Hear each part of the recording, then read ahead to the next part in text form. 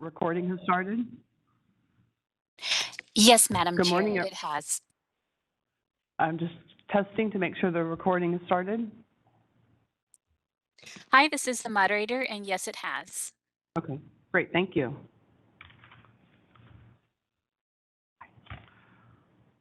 Welcome to the February 15th, 2023 Enforcement and Compounding Committee meeting. My name is Maria Serpa, chairperson of the committee. Before we convene, I'd like to remind everyone present that the board is a consumer protection agency charged with administering and enforcing pharmacy law. Where protection of the public is inconsistent with other interests sought to be promoted, the protection of the public shall be paramount. The meeting is being conducted in person and consistent with provisions of Government Code 11133. Participants watching the webcast can only be able to observe the meeting. Anyone interested in participating in the meeting must either be in person at the public location included in the agenda, which is in Sacramento, or join the WebEx meeting. Information and instructions are posted on our website. As I facilitate this meeting, I will announce when we are accepting public comment. I have advised the meeting moderator to allot 3 minutes to each individual providing comments. This approach is necessary to facilitate this meeting and ensure the committee has the opportunity to complete its necessary business. I would like to ask staff moderating the meeting to provide general instructions to members of the public who are participating via WebEx. Thank you, Madam Moderator. Before we get started, I would like to remind board members and staff who are not speaking to mute their microphones during today's meeting. If background noise is detected as a result of unmuted microphones, I will mute those microphones. There are members of the public in the audience, and meeting minutes are being taken, so we ask members and staff to please identify themselves before speaking. For the purposes of today's meeting, when the chair opens public comment, members of the public who would like to provide public comment at our DCA headquarters location in Sacramento can approach the table and microphone at the front of the room. For those joining us on WebEx, we will be utilizing the question and answer and hand raise features to facilitate public comment. When public comment is called, I will open the question and answer feature, also referred to as the Q&A panel, which you can hear me refer to as the Q&A panel, and members of the public who wish to make a comment can click on the Q&A icon, type the word comment in the text box, and click on the send button. To utilize the hand raise feature, simply click on the hand icon next to your name to raise and lower your hand. Those who have called into the meeting can dial *3 to raise and lower their hand. After we have taken public comment at our Sacramento locations, I will call on those individuals requesting to comment through WebEx. And with that, I return the floor back to you, Madam Chair. Thank you. I'd now like to take a roll call to establish a quorum. Members, as I call your name, please remember to open your line. We are in person, so our microphones in front of us do have a mute function. Jig Patel. Jig is on his way. He has a technology issue with being in an in-person meeting, so it's very interesting. We do have technology issues also, and he'll be here in just a few minutes. And he'll note when he's here. Renee Barker. Present. Indira Cameron Banks. Public member present. Sung Oh. Present. Ricardo Sanchez. Ricardo is not feeling well today, but he's going to attempt to join us via WebEx, and that's because he's not feeling well and did not want to be in a public setting when he could in these times of concerns about being ill. So that's probably the best thing to say. He is having some technology problems. I understand our staff are working with him trying to get him on also. So we'll take note of his attendance when he comes. But I believe we do have a quorum present with those here. Is that correct, Ann? Yes. Thank you. A quorum has been established. Members, as we begin today, I would like to thank you and members of the public for all of your time and participation. I ask everyone participating to be respectful of the work of the committee. We encourage participation by members of the public through our meeting at appropriate times. The committee respectfully requests that when comments are provided, they are done so in a professional manner, consistent with how the board conducts its business. Included in the agenda today, the committee will focus its efforts on USP Chapter 795, Pharmaceutical Compounding Non-Sterile Preparations, and the discussion of the board's current regulations, evaluation on what, if any, changes are appropriate to assure consumer protection. We will discuss this in more detail later in the agenda. So let's start with the agenda, which is the first item is number 2, public comment for items not on the agenda. As we begin today with public comment for items not on the agenda, I'd like to remind members of the public that you are not required to identify yourself, but may do so. I would also like to remind everyone that the committee cannot take action on these items except to decide whether to place an item on a future agenda. Members, following public comments for this agenda item, I will ask you to comment on what, if any, items you would like to be placed on a future agenda.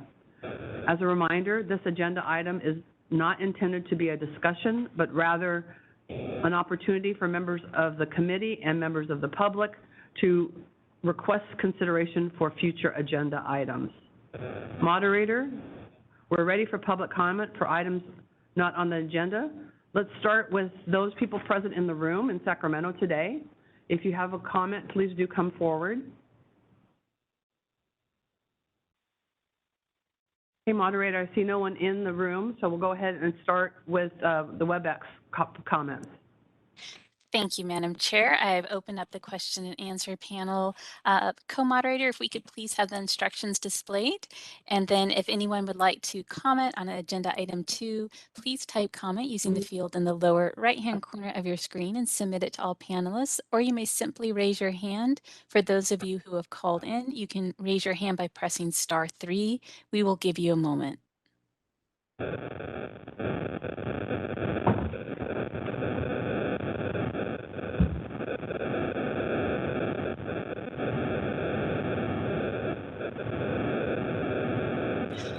All right, I do not see any requests for public comment. Would you like Great, me to thank close? you. Thank you. Oh, okay. Okay, we'd like to note that Vice Chair Jig Patel has arrived, so we'll note that for the attendance. Welcome, Jig. Moving on, agenda item 3, approval of January 23rd, 2023 committee meeting minutes. Included in attachment 1 are the meeting materials is draft minutes for our committee meeting January 23rd. Members, do you have any questions or comments on the draft minutes from this meeting? As a part of your comments, I would entertain a motion. Hi, Chair Serpa. I make a motion to approve. Thank you. Any seconds? Jig, I'll second it. Okay, Jig seconds. With a motion and second on the floor, I will now open for discussion for public comment related to the draft meeting minutes from January 23rd. Moderator, please, let's start with any public comment for people in the room. Okay, moderator, we're ready for WebEx comment. Thank you, Madam Chair. I've opened up the Q&A panel. If any member of the public would like to comment on agenda item 3, please type comment using the field in the lower right-hand corner of your screen, or simply raise your hand. Those of you who have called in can press *3 to raise your hand. We are displaying instructions and we'll give you a moment.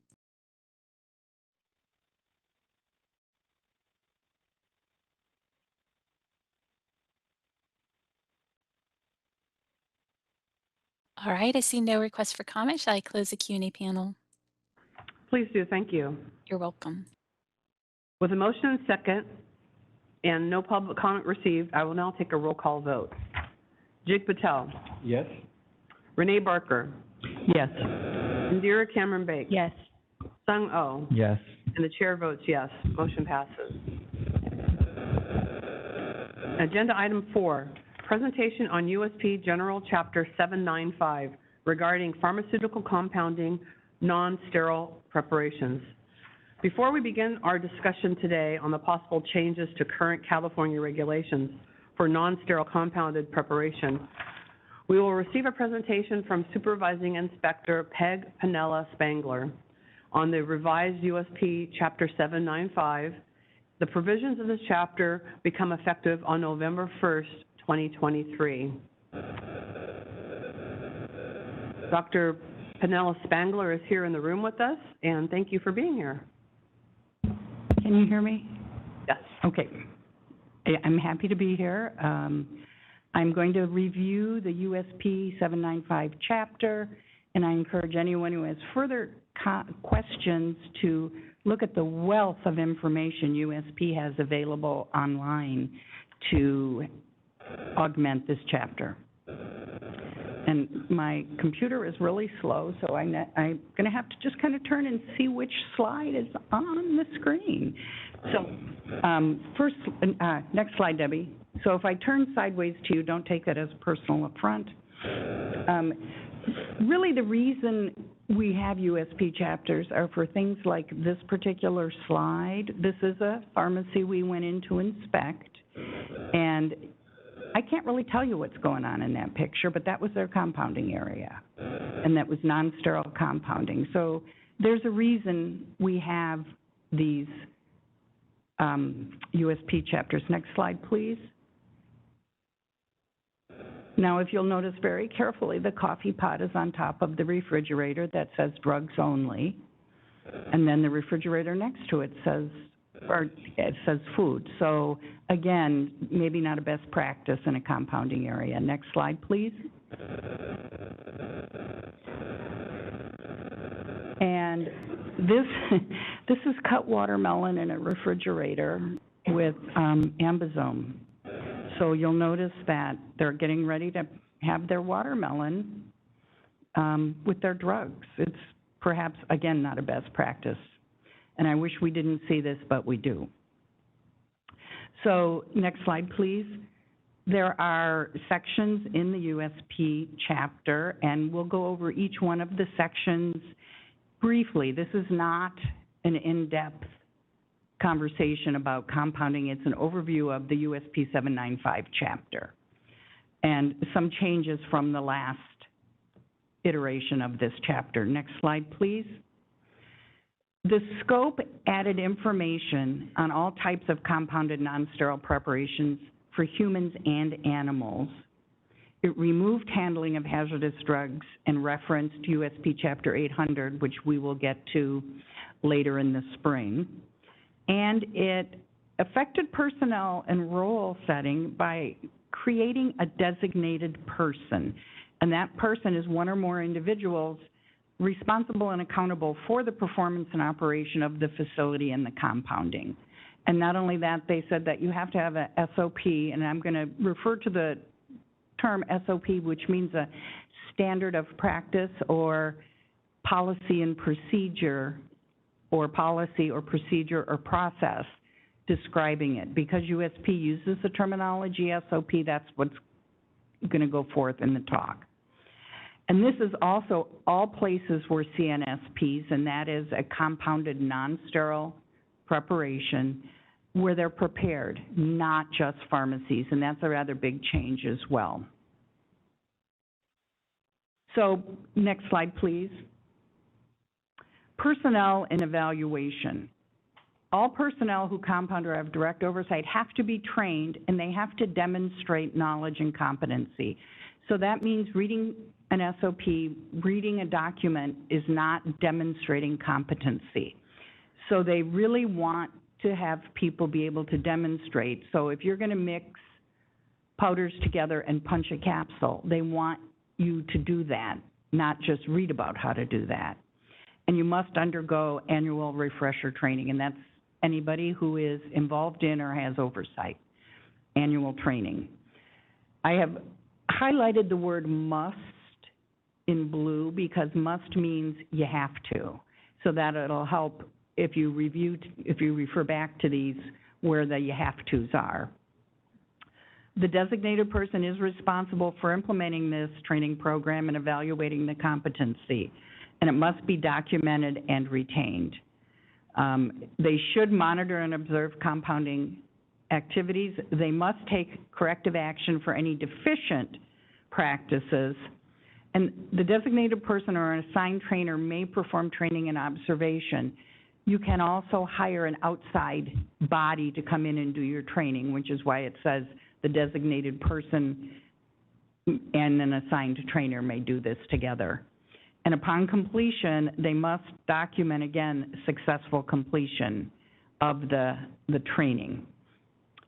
And proficiency has to be demonstrated in hand hygiene. I know that seems kind of ridiculous, that you have to show how you can wash your hands properly, how to garb, how to clean and sanitize the area, how to select components and the handling and transport of those components, perform calculations, measuring and mixing, and the proper uses of the equipment and devices.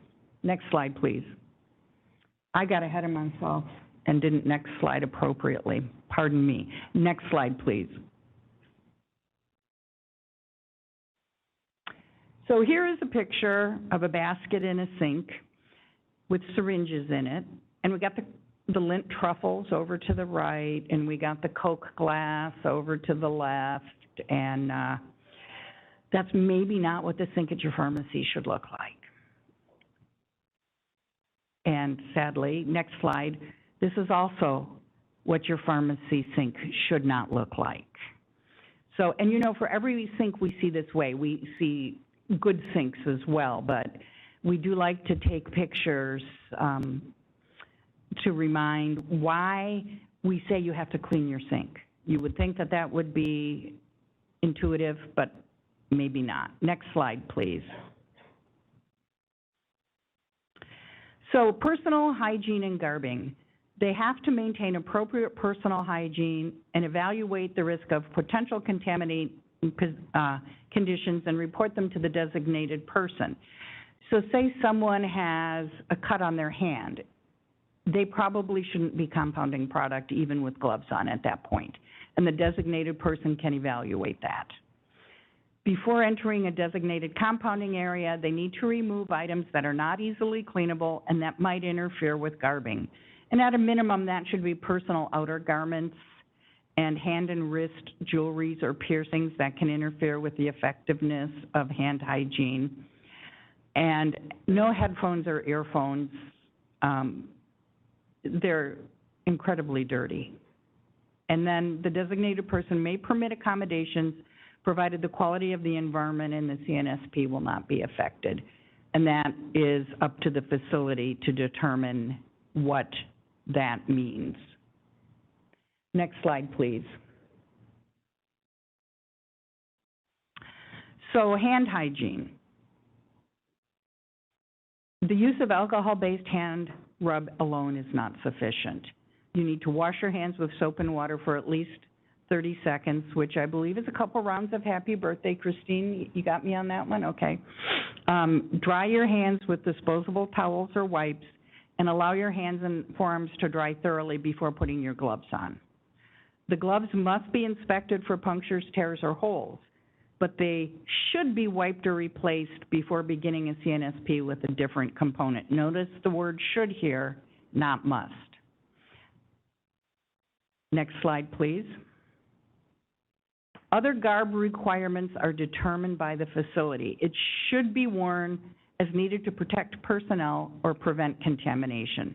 So the only garb required is gloves, but they should have the garb when they're using it stored to prevent contamination. Visibly soiled garb or garb with tears and punctures should be changed. You may reuse garb for a shift if it is not soiled and retain it in the compounding area. However, gloves, shoe covers, head covers, face covers, masks may not be reused. And non-disposable garb, such as goggles, should be cleaned with 70% IPA before reuse. So it really is up to the facility to determine what is going to be their garbing for their specific compounding. Next slide, please. We talk about facilities and the building, and perhaps this is not the best situation for a ceiling over an area where you're compounding because those tiles shed particles. Here's another lovely ceiling that we found at an inspection with exposed pipes. And you want your area to be cleanable. Well, if you have rips in your wall like this, it's very difficult to clean those walls. And you want your equipment and your facility in good shape, maybe not held together with a C-clamp that's dirty in and of itself. Oh, next slide, please. So there's the ceiling. Next slide. There's the wall. That was a plastic wall that had all these rips on it. And then the next slide, please.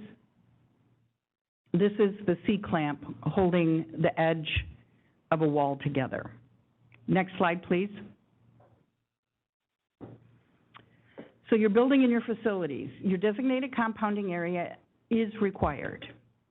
It needs to be specifically designated for non-sterile compounding, described in a SOP with a line of demarcation so that everybody knows this is where non-sterile compounding occurs. It cannot be used for other activities during non-sterile compounding. And areas used to compound hazardous CNSPs must not be used for compounding non-hazardous CNSP. So if you're going to make any hazardous capsules, tablets, creams, such as a 5-FU cream, you can't make that in the same place you make your regular creams. Have surfaces resistant to damage from cleaners and sanitizing agents, and arranged in a way to prevent cross-contamination from other areas. It should not be carpeted, but it may be carpeted, should you choose to keep that area. And it needs to be maintained in a clean, orderly, and sanitary condition and in a good state of repair. Next slide, please. A source of hot and cold water must be available and an easily accessible sink. Plumbing should be free of defects, and you should use purified water, distilled water, or reverse osmosis water to rinse your equipment and utensils. Note that that says should, not must. And all components, equipment, and containers must be stored off the floor. This is something new that can be a challenge in a very small space, and in a manner that will prevent contamination and permit inspection and cleaning of that area. And another new is the storage area temperature must be monitored daily when open, and the results must be logged and retrievable. Again, a lot of things used in compounding are not in the main pharmacy, nor do they take the temperature of the main pharmacy daily in non-sterile compounding. We have equipment, components, and supplies. Next slide, please. And for cleaning and sanitizing, if you're going to clean and sanitize in a dishwasher, next slide, please. The dishwasher should probably be clean and sanitized as well, and maybe not look like this dishwasher. Next slide, please. All surfaces must be cleaned and sanitized on a regular basis and as specified in the chapter, before compounding, if compounding does not occur daily, and after a spill if visibly soiled. Cleaning and sanitizing, when done separately, are separate steps, and cleaning always comes first. Effectiveness, compatibility, and residue must be considered when selecting agents. Some cleaning and some sanitizing agents leave residue, so you need to have an SOP that describes how you're going to remove that residue before you use your space. And both cleaning and sanitizing must be documented. Next slide, please. So those of us who are older in this career will remember seeing items like this in your pharmacy, and those are components used in compounding. Next slide, please. This is a shelf where an autoclave was stored to clean products used in compounding. And this, next slide, please. Lovely rusted tray went with that autoclave, which perhaps is not the best thing for sterilizing product. Next slide, please. And I just can't even have words for this balance scale here and the piece of equipment next to it. Some of the sanitizing agents are very unkind to metal surfaces, and I'm guessing that's what was going on here. Next slide, please. So your equipment must be suitable for the type of compounding, must be stored in a manner to minimize the risk of contamination, must be located to facilitate their use, maintenance, and cleaning, must be cleaned after compounding, may be dedicated or disposable, and must be inspected prior to use.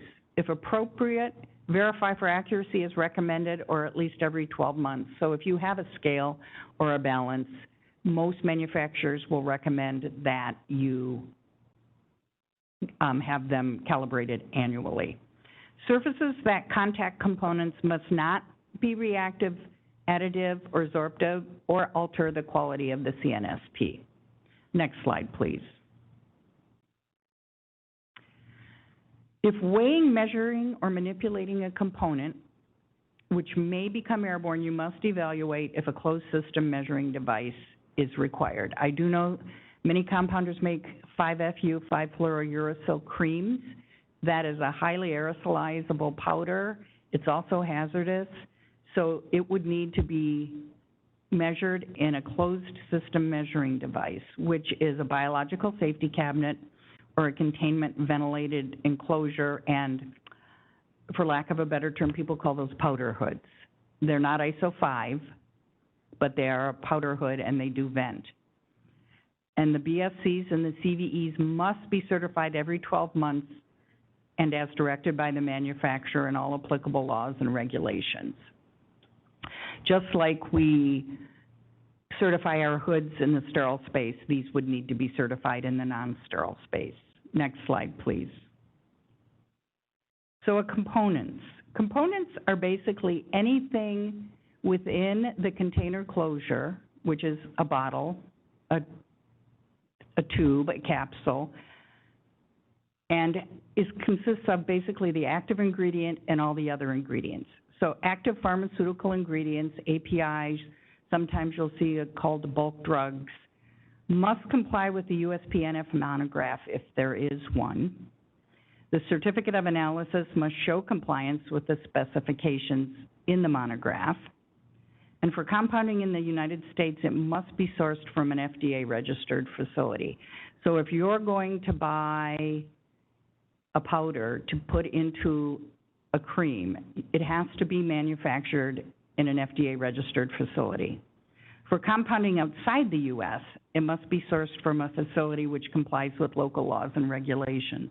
This is included because some countries will say their products are USP compliant, so it's spoken to in the chapter.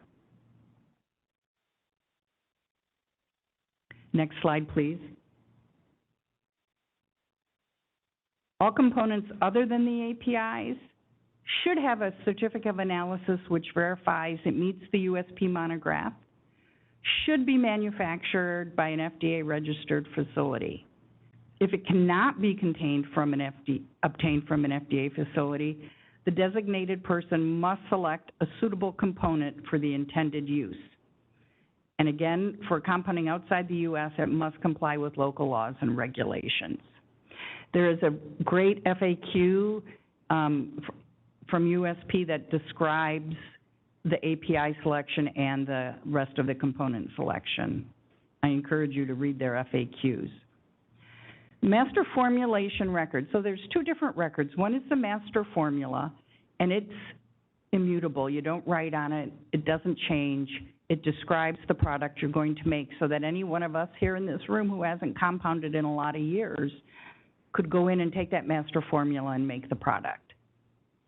So it is created for each unique formulation of a CNSP, and this is a little bit different because if you're going to make a 2-ounce product and a 4-ounce product and they're very similar, they each need a new master formula. Any changes or alterations to that master formula must be approved and documented according to your facility's SOP. So your facility is going to need an SOP which describes changes to master formulas. The CNSPs must be prepared according to the master formula record, and the preparation information is documented on a compounding record.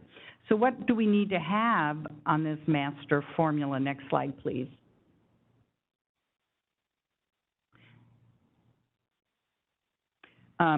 We need the name, strength, or activity and the dosage form of the CNSP, identities and amounts of all the components if applicable, relevant characteristics of components, particle size, salt form, purity, grade, solubility, those types of things.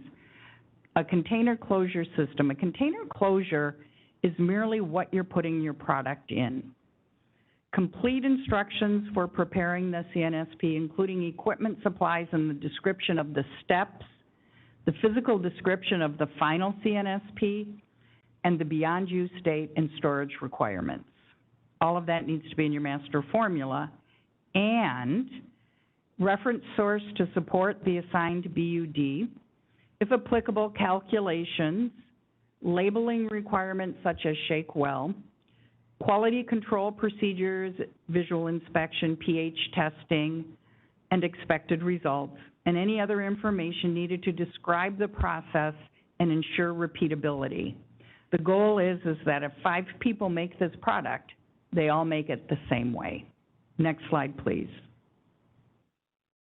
So now you have a compounding record, which is different than your master formula, and again, it needs to be created for all the CNSPs, reviewed for completeness before the CNSP is released, name or other unique identifier of the person completing the review and the date of review, and that is something very different.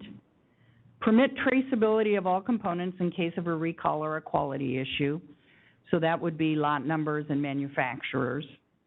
And the master formula may be used as the basis for the compounding record, and we do see that, sometimes a blank master formula. Next slide, please.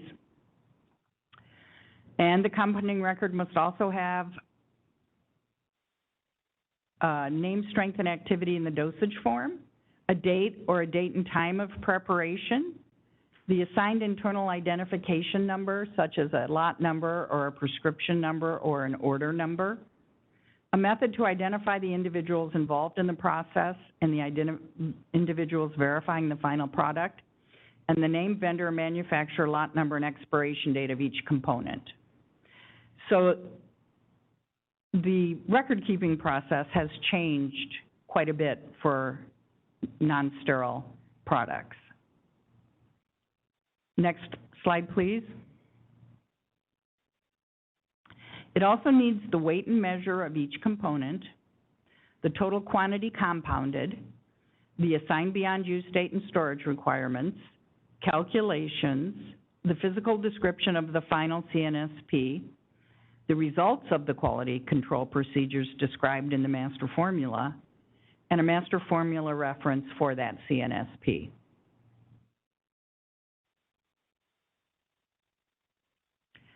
Release, inspections, and testing. Elements of, next slide, please. Elements of release inspection must include the physical appearance as it is expected. Sometimes it's a slight yellow solution, maybe a light orange cream, some descriptor of what that physical appearance. If it's supposed to be white, then it should say white. If it's supposed to be clear, it should describe clear. And emulsions should also be checked to make sure they have not separated. A CNSP and a label matching the compounding records. Inspection of the container closure integrity. That simply means, is the jar lid cracked? Does it leak? Is the tube sealed? All checks and inspections and any other tests necessary to ensure the quality must be detailed in the facility's SOPs and the master formula record and completed before released and documented as completed. The designated person has a very big job making sure this all gets coordinated for each product made. And defective CNSPs must immediately be discarded or marked and segregated to prevent release or dispensing. Put somewhere where it's very clear someone isn't going to pick up the product and sell it. So this is, next slide please, this is your trick picture because it looks pretty good, doesn't it? Looks pretty clean. Those jars of cream are all there in the hood. But the jars of cream are missing a really important piece of the pie. We don't know what's in them. This particular facility had 4 hoods. They had made 4 products, and nobody could tell me for sure really what was in those tubes of cream when I inspected that day. So labeling is very important for your product. Next slide, please. A label is a display of written, printed, or graphic matter on the immediate container of any article, and it must contain the identification number, the chemical and/or generic names or active ingredients in the amounts or concentrations of each of those ingredients, the dosage form, the total amount or volume, storage conditions, and the beyond use date or the date beyond which the preparation cannot be used and must be discarded. Next slide, please.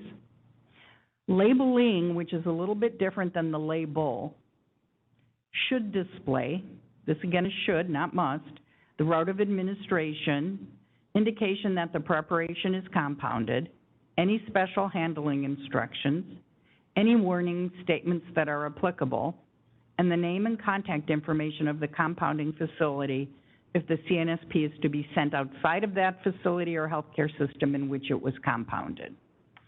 Special handling instructions may be do not freeze, store in refrigerator.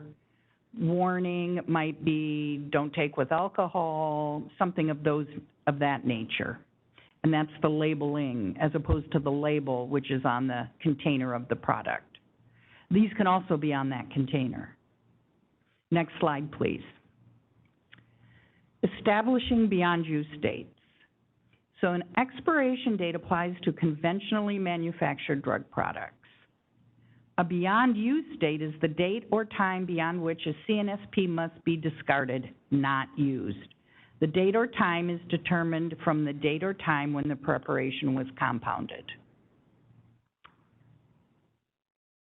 The parameters to consider when establishing a BUD: the chemical and physical stability of the API and other added components, the compatibility of the container closure system, degradation of container closure system, and the potential for microbial proliferation. An example of this was Becton Dickinson makes a very large amount of syringes, and several years ago, they sourced a new supplier of the rubber stopper inside that syringe. And that rubber stopper absorbed morphine out of morphine solution. So when those syringes were used, they were less potent than what the label claim was, all because of the container closure in which that morphine was housed.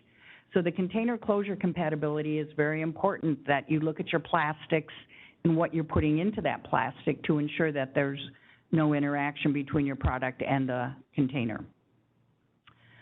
If there is a USP-NF compounded preparation monograph for the CNSP, the BUD specified in the monograph must be used unless a shorter BUD is required. So if a monograph exists for a suspension and it says 14 days and you make it to the monograph, you can put 14 days, even if you have studies to show otherwise, because you're using the monograph product.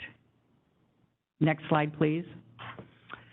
So this is the new beyond use dates in USP 795, and the products must be packaged in a tight and light resistant container. Solid dosage forms, capsules, tablets, granules, powders, 180 days at controlled room temperature. Preserved aqueous dosage forms, 35 days. So if you're making something that's water-based and it has a preservative in it, 35 days. Non-preserved aqueous dosage forms, 14 days in the refrigerator. Think your amoxicillin suspension. Now that is commercially available, but something of that nature, an antibiotic suspension. And non-aqueous dosage forms, 90 days at controlled room temperature. So that would be ointments, fixed oils, waxes, and suppositories. And this is a bit different than the last iteration of USP 795. Next slide, please. You would like to extend the BUD. You may have a max of 180 days with a stability study, published or unpublished. using a stability indicating assay for the specific API, CNSP, and container closure that will be used. And then the aqueous CNSP must be tested for antimicrobial effectiveness at the end of the proposed BUD. So if you want to extend it and you're putting a preservative in it, then you must send that CNSP out for testing to ensure that antimicrobial is effective at the end of the BUD. CNSPs requiring a shorter BUD cannot be extended past the expiration date or BUD of any component, or if the API or ingredients are known to be susceptible to decomposition. So here is another, next slide please. Lovely picture, and you'll notice right above the Cheez-Its is a box of COVID vaccine. Can't make this stuff up. Maybe they didn't have an SOP that told them they couldn't do that. So now we're going to talk about SOPs.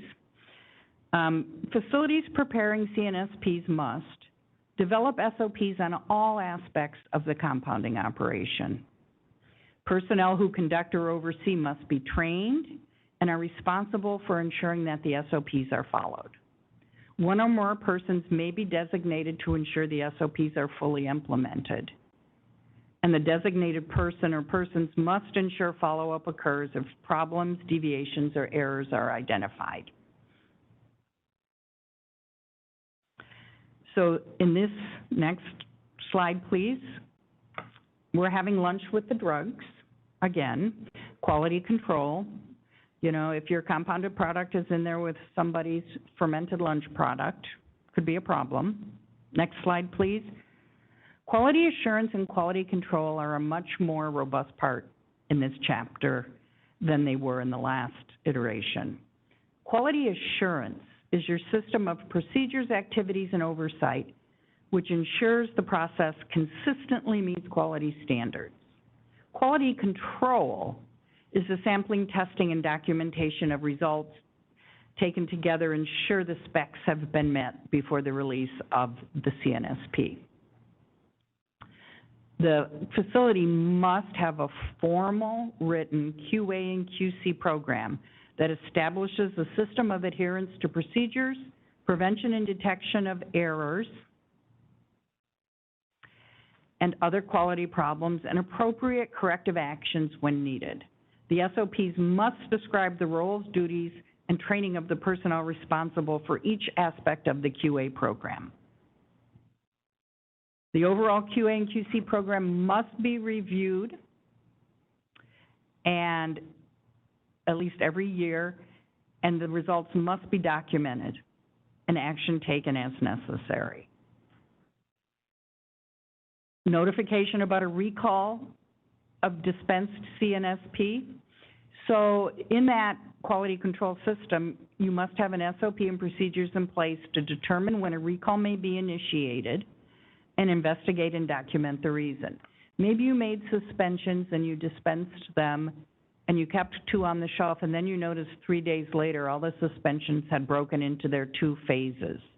That might be time for a recall for the product because whoever that was dispensed to might have a broken suspension at home and all the shaking in the world won't put it back together. You need to recall any unused product and quarantine your remaining stock, investigate if other lots were affected and recall if necessary, determine the severity of the problem and the urgency for implementation, determine the distribution of any affected CNSP, identify patients who may have gotten that product, and then report the recall to the appropriate regulatory bodies as required. Next slide, please. There's also a bigger section on complaint handling and adverse event reporting. And again, they must have an SOP for receiving, acknowledging, and handling complaints and adverse reports. They must designate 1 or more persons to be responsible for handling these complaints and adverse event reports. They must be reported in accordance with the facility's SOPs and all laws and regulations. And if there is suspected patient harm, the patient providers potentially affected must be informed. Complaints may include concerns or reports on the quality and labeling of a CNSP and a possible adverse reaction. Note that it's labeling, so perhaps if the label is wrong on the 50 bottles of something you made, that in itself could trigger a recall. Next slide, please. For complaint handling, the designated person must ensure each complaint is reviewed and initiate and complete a thorough investigation into the cause if it's a quality problem. Consider whether the quality problem extends to other CNSPs and implement corrective action if necessary for all potentially affected CNSPs. And then consider whether to initiate a recall and cease non-sterile compounding until all underlying problems have been corrected. It could be small, it could be big, but it's important that each complaint is reviewed and then acted upon. Next slide, please. Another topic that was not fully in the last iteration was packaging and transport. And it says personnel should select and use packaging materials that will maintain the physical, chemical integrity and stability of the CNSPs. And your SOPs must describe that packaging. The packaging materials must protect from damage, leak, contamination, and degradation, and personnel from exposure. And if you're transporting, the facility has to have an SOP that describes the mode of transportation, handling instructions, and weather temperature monitoring. Think of sending a cream to Minnesota in the dead of winter. If it freezes, is that okay? Or a cream to Florida in the dead of summer. If it liquefies, is that okay? So you have to be aware of, if you are shipping product, where it's going, and if it's temperature sensitive, what you're shipping. Next slide, please. Documentation, as we all know, if it didn't get written down, it didn't happen. And documentation is very important and a big piece of this. All facilities where CNSPs are prepared must have and maintain written or electronic documentation to demonstrate compliance with the chapter. Must include, but is not limited to, the following: training, competency, qualification records, including any corrective actions, equipment records, receipt of components, SOPs, master formulas, compounding records, release testing, corrective actions for any failures, and results of investigations and corrective actions. Next slide, please. Records of cleaning and sanitizing the designated area, temperature logs, accommodations to personnel compounding CNSPs, if there are any, information related to complaints and adverse events. Any required routine reviews must be documented, such as the yearly QA/QC and yearly review of chemical hazard and disposal information. Records must be legible and stored in a manner that prevents their deterioration and loss, and all required compounding records for a particular CNSP must be readily retrievable for at least 2 years or as required by applicable regulatory bodies, and that again is also new. So that compounding record and any documents that may support it need to be available. Next slide, please. And that's it. One of the things that is discussed in the first couple paragraphs of the chapter says that everyone must have access to and understand the chapter. So that's also something we're going to be looking for, that everybody at least has read the chapter and is that documented somewhere. It doesn't say you have to document it, but it does say they have to be familiar with the chapter and everything contained in the chapter. Any questions? It was a lot in a very short amount of time. Thank you, Dr. Pernilla Spangler. That was a really great overview of a very detailed document, so thank you for breaking it down for us. You're very welcome. Any questions from people from members first? Just want to say thank you, Dr. Peck. You can call me Dr. Peg. Dr. Peg? And I've been called worse. We'll have a lot more questions when we're actually talking through each section. Yes.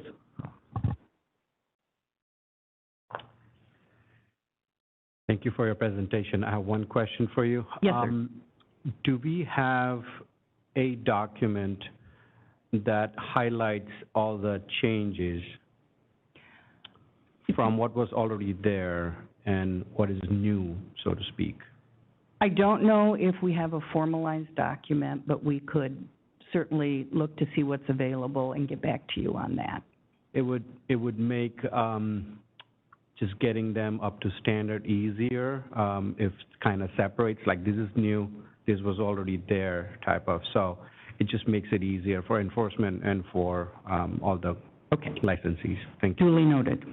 I think one thing to consider is that when we go through our regulations were extremely detailed and a lot of pages. And so those, you could actually see in the proposed document, all the crossouts and all the changes that are being proposed. It's not all of USP, but maybe what you're looking for is a California regulation before and after versus USP. Correct. Okay. It's a little easier. Any other member comments? Questions? Any comments from public members in the room? Moderator? Oh, sorry, go ahead. Later. Have questions or comments for the speaker? Okay, thank you. Moderator, we're ready for public comment. As a brief reminder, public comment is the opportunity to provide comment on information presented and not a question and answer session. As indicated in the meeting materials, USP does have a frequently asked questions available on its website.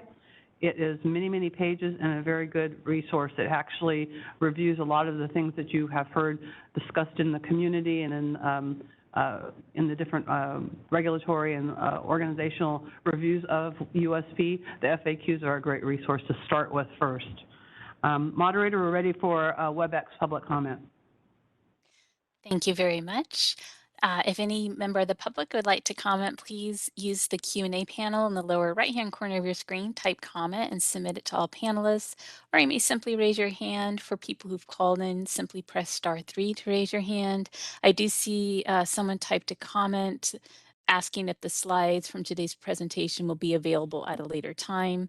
I'm just making note of that. And I do see Andrew Denise with a hand up. Andrew, you'll have 3 minutes. I'll give you a warning, and you should be able to unmute yourself.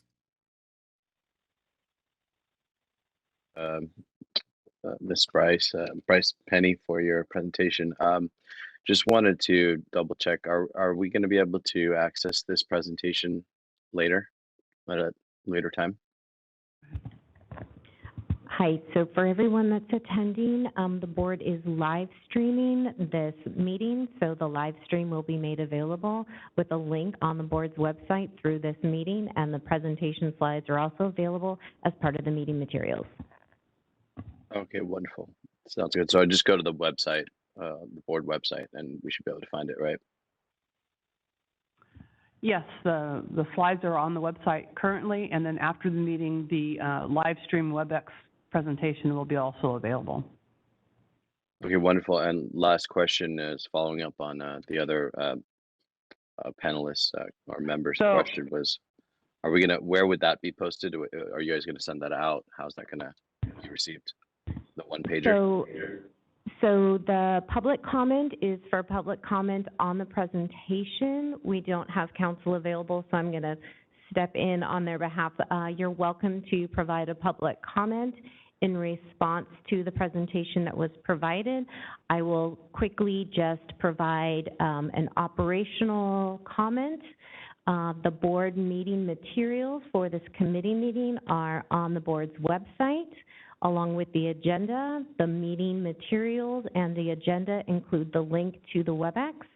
The live stream of the event, information on the live stream is on the agenda, and once that live stream video is available, that will be posted on the board's website where the meeting materials are found as well.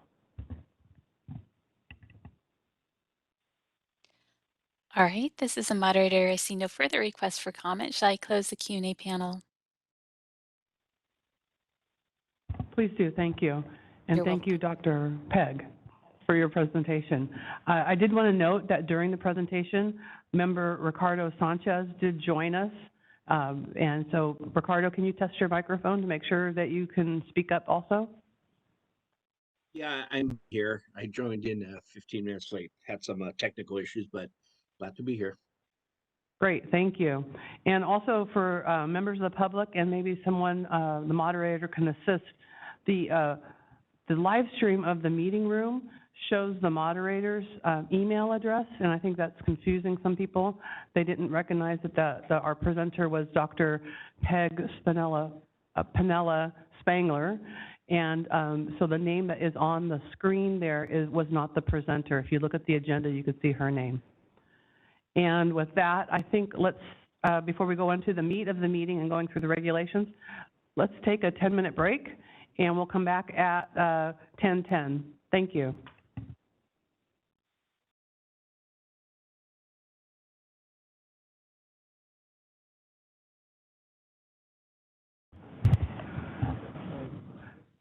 Welcome back, everyone. We'll go ahead and get started. Let's do a roll call just to assure everyone's present. Jake Patel. Here. Renee Barker.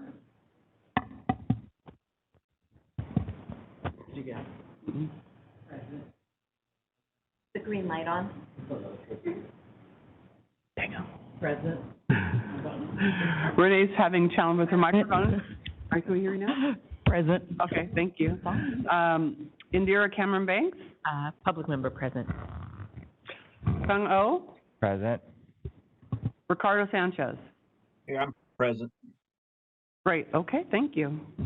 We'll go ahead and get started on the next agenda item, our fun item. Agenda item 5, discussion and consideration of proposed addition to Title 16, California Code of Regulations, Section 1735, related to non-sterile preparation.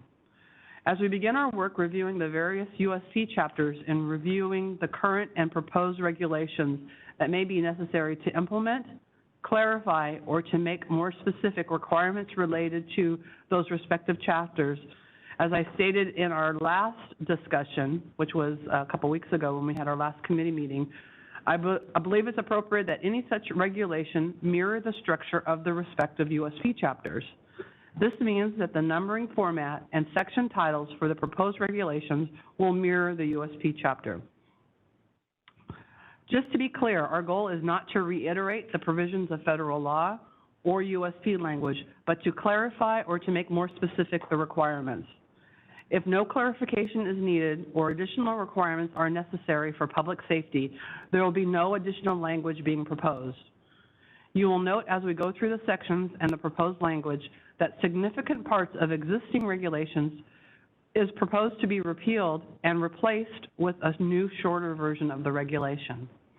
This is because we are no longer repeating USP language, or the new USP chapter now incorporates the higher standards we previously had required.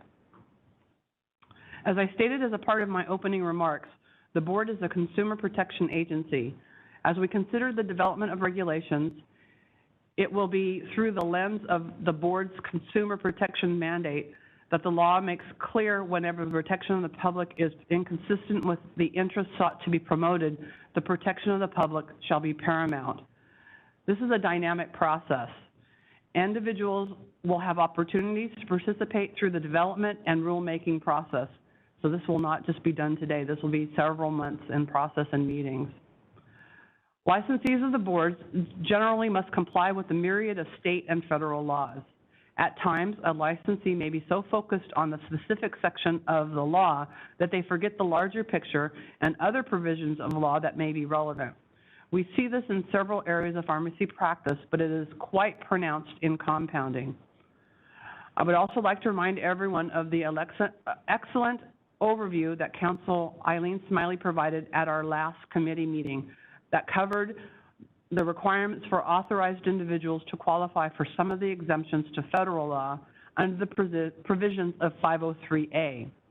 The live stream of the meeting and the slide presentation are available on the board's website. I encourage everyone interested in this area to watch the live stream recording available on the board's website. But it's important to emphasize a couple of key points from that presentation. The committee will not be looking to add regulation requirements already laid out in USP chapters and federal law. The committee will be concerned solely on detailing additional California state requirements related to the changes in the USP chapters.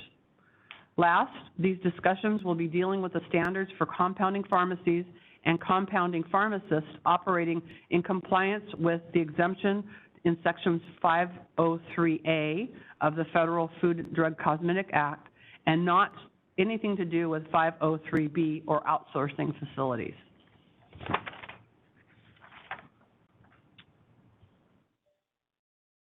Section 503A is quite extensive, but I feel it's appropriate to highlight that one of the more specific conditions a licensee must meet to be eligible for the exemptions under 503A is that the drug product is compounded in compliance with USP chapters on pharmacy compounding.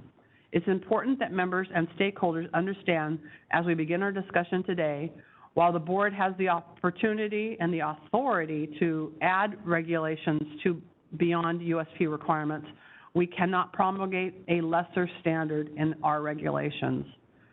This is further emphasized in section 4126.8 of the Business and Professions Code. Based on the written comments received in advance of the meeting, I believe that there is some misunderstanding that it may be appropriate. So I wanted to really make sure that there's some level setting here at the beginning, is that the board cannot promulgate regulations that are lesser to USP or to federal law. With that understanding, unless members have any questions, I suggest we begin. Members, any questions? Okay. I just want to say, Chair Serpa, and thank you for doing a great job. I think this is a great organization. So thank you for all the work you guys done. This is very neat, the 1735 and aligning to each USP section. So just want to make that statement. Thank you. Thank you. Yeah, we'll go through kind of a methodical process, and hopefully it will assist us in being clear and having a robust discussion and having a good use of our time also, because this could certainly, we could have lots of discussions over many, many days and weeks, and there are full USP conferences. But today we're here just to look at what California regulations could do to clarify or to make additional comments to USP. Okay. As we started to discuss, I intend to discuss each section first as a committee, and then ask the moderator to open the public comment in Sacramento meeting, followed by WebEx. We can refine the language through our discussion, but understand that any language we amend today will be reviewed by council. Following the end of public comment, I will summarize the comments received for each section so that we can determine if additional changes to the proposed language is appropriate. I've requested that staff display the language during the portion of the meeting to allow for edits to be made during the meeting where we believe changes are appropriate. So let's see what's on our screen now. That's already there. Great. As I previously stated in the beginning, this is the beginning of the regulation process. There will be many other opportunities for the board and members of the public to review the language and to provide additional comments. To many of us in the audience and on the board, these are new comments that we're discussing today. In addition to relying on our own expertise and understanding, we have Supervising Inspector Acosta and Supervising Inspector Panella Spangler available here in the room if we require technical input. Thank you. Members, do you have any questions before we begin? I keep asking you that, right? Just want to be clear that you have no questions. The first proposed change you will note is the repeal of current section 1735 and replace it with the proposed section 1735. This proposed section includes definitions beyond those that were established in the USP chapter. As the language has been publicly available for some time, it's been posted on our website for several weeks, I'm not going to review each definition, but we'll highlight just a few items. Please note that the board's definition of essentially a copy of commercially available drug product incorporates a requirement for the deviation to product to to produce a clinically significant difference in the patient. Further, please note that the proposed definition of designated person does not limit the types of individuals that may serve in such a capacity. However, it does make specific that where clinical judgment is appropriate and necessary, the designated person is not, and the designated person is not a pharmacist. So when there is clinical judgment involved and your designated person is not a pharmacist, the PIC will review the practices that require professional judgment. You will note that compounding is not defined in this section. It's an example of where it is recommended that the additional language is not necessary. The board will rely solely on the definitions from federal law and USP. So as a quick reminder, this is the definition. Federal law states that compounding does not include mixing, reconstituting, or other such actions that are performed in accordance with the directions contained in approved labeling provided by the product's manufacturer and other manufacturer directions consistent with that labeling. As included in the meeting materials, USP's definition of non-sterile compounding is combining, admixing, diluting, pooling, reconstituting other than that was provided by the manufacturer's labeling or other altering of a drug product or bulk drug substance to create a non-sterile preparation. You notice that there are a little bit of differences in the definitions from USP and federal law, but we are not including that in our regulation because we're going to be following both. Before I open to member comments, I'd like to address some of the comments received. So in our materials, there are comments received from members of the public, and then we'll also have verbal comments presented today also. I appreciate all the written comments received. The regulation of compounding has changed dramatically over time, and there are additional regulations implemented to ensure patient safety. I also wanted to note that we received some comments late yesterday, and they have been, copies are here in the room, and those comments are they posted on the website now? So they were posted immediately prior to the meeting, but they were just received late last night. Okay, so as I noted here, that there have been some dramatic changes over time to compounding. And as you will note, as we go through the different USP chapters, there are additional regulations implemented.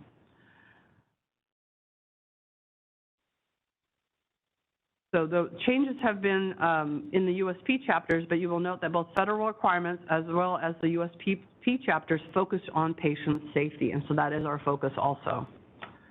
As I stated as a part of my opening remarks, the board is a consumer protection agency, and its licensees must comply with state and federal law. In preparation for this meeting, I have reviewed some of the supplemental information and the FAQs provided by USP. These documents address many of the comments we received, requesting the board to lower USP standards. Of particular note is a specific issue of adding flavoring to medications. In my reading of the record and the materials in USP, it is clear that the USP Expert Committee thoroughly considered the issue. I do not believe that the board has the authority to carve out an exemption for flavoring agents, nor would I support such an approach. For this issue or other concerns, I would suggest that commenters provide information to help us strike a balance of public safety and the patient access, and assure to us that the board does have the authority to consider such changes that you recommend. During public comment, either today or during the rulemaking, I believe it would be very helpful for members or stakeholders to highlight information as opposed to asking the board to take action on things that they don't have the authority to do so. I believe that the proposed language in 1735 provided is inappropriate for both legally and for consumer protection. Thank you for your patience. That was a lot of intro, but it's a lot of level setting so we can have a productive discussion today. I'm sure that these type of issues will come up in many of the sections as we go through them. Members, do you have any comments on 1735? Go ahead. So I just want to confirm, we are laying out definitions for each section, right? So 1735, it's going to have definitions for each section. And then I didn't see, obviously, we don't have 1736 or 7, I don't know what it's going to be for sterile.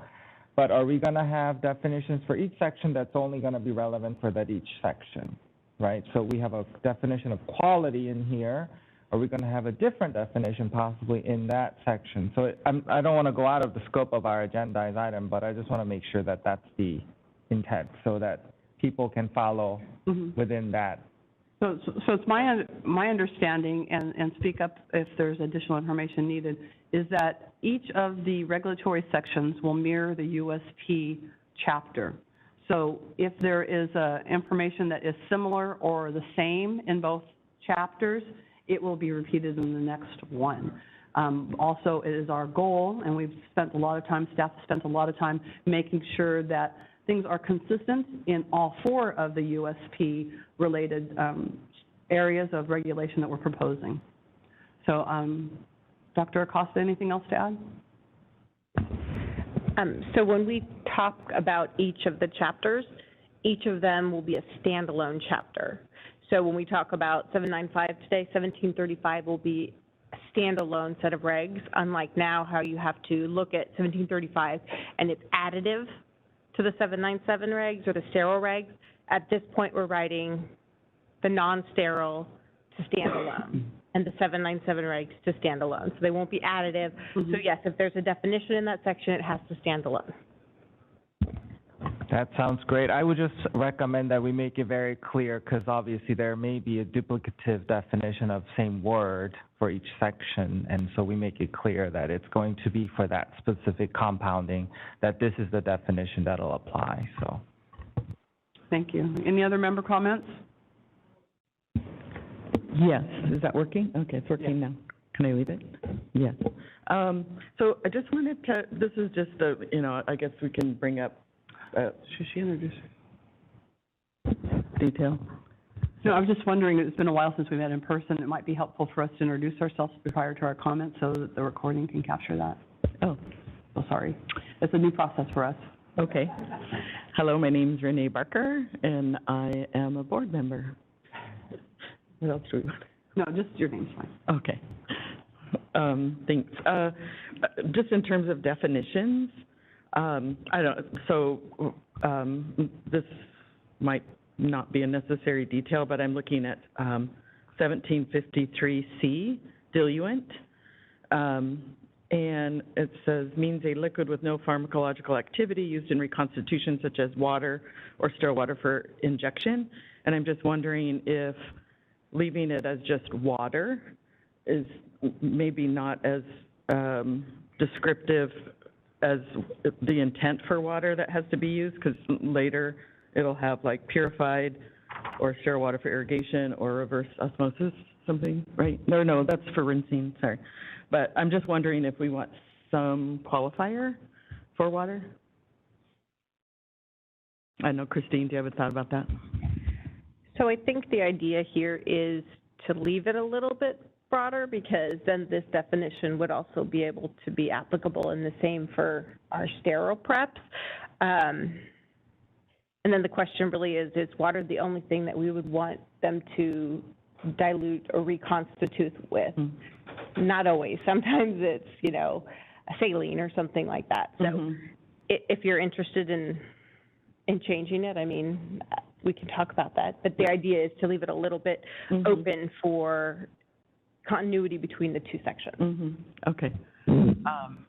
Yeah, just a concern that a very light reading on a very new person could insert tap water, something, So, yeah, so just as an example. Anyway, that's kind of all I have for that one. Any other comments from board members?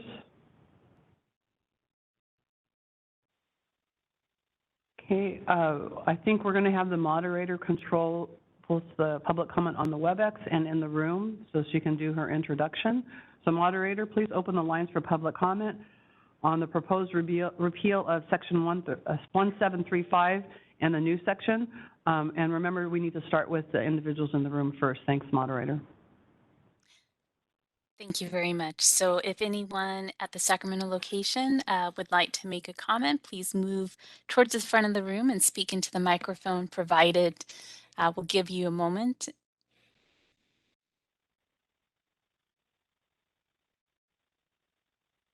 We have someone walking to the front.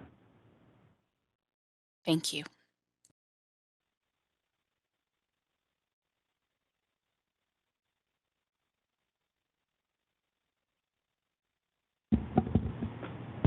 Hello. Hi. My name is Chad Baker. I'm with Flavor RX. I head up our government affairs, government relations group, which is me. We supply about 3,000 pharmacies in the state of California with flavoring systems to help kids take their liquid medications. It's something that's a common problem with those particular drugs, getting them down.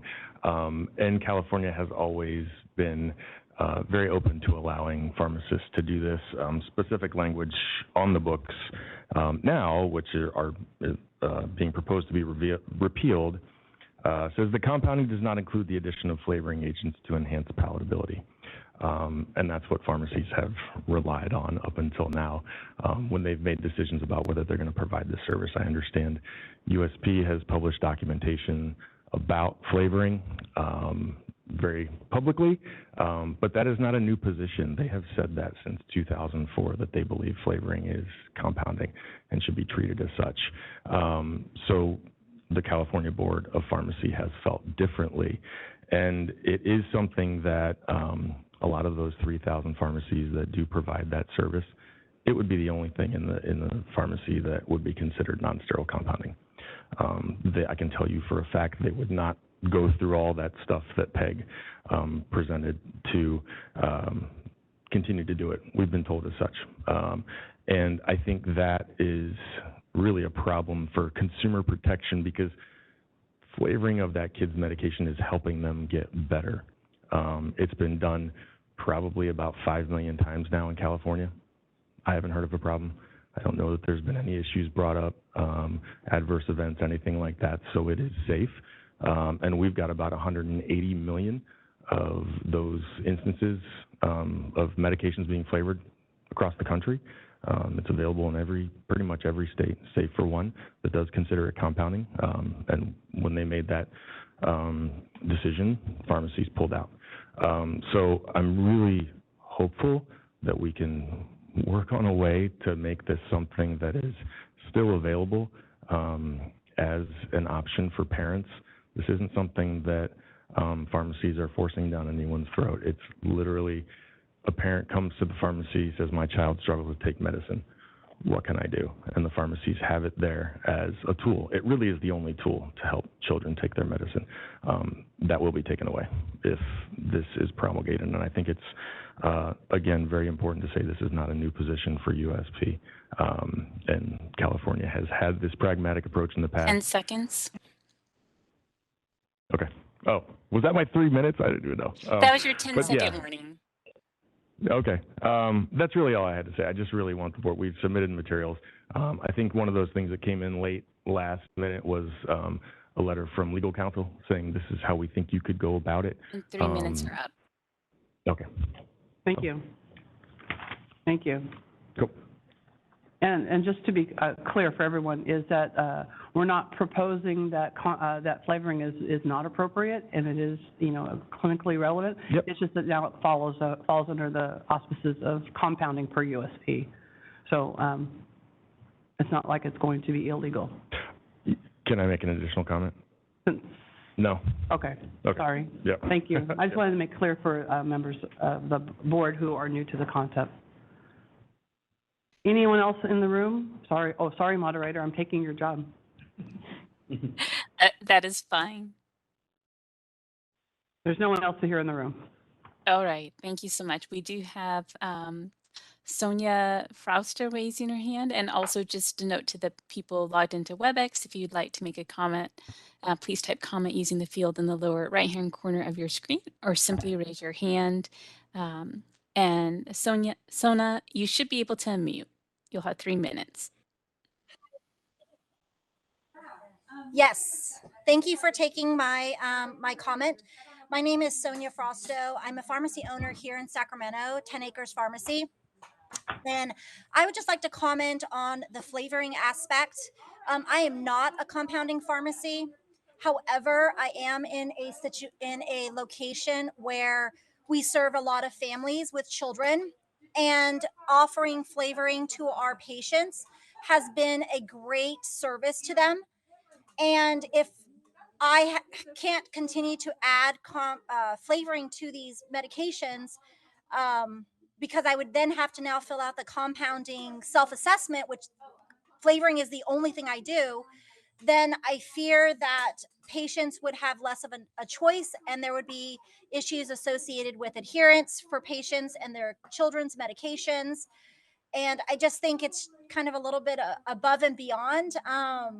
The formulas are easy to follow. We use a machine to do it. We're not creating new flavors. We are actually using the flavors that are recommended by FlavorRx. And I think this is a service that pharmacies that don't do compounding should be able to continue to do. So that's my comment, and I hope you guys had a great Valentine's Day. Thank you. All right, this is a moderator. I see no further requests for comment. Shall I close the Q&A panel? Please do, thank you. You're welcome. Before we move on to the next section, I wanted to refer back to Member Barker's comments and diluent. Do you have some proposed words that we could add, or is just having the idea out there enough for us to further consider?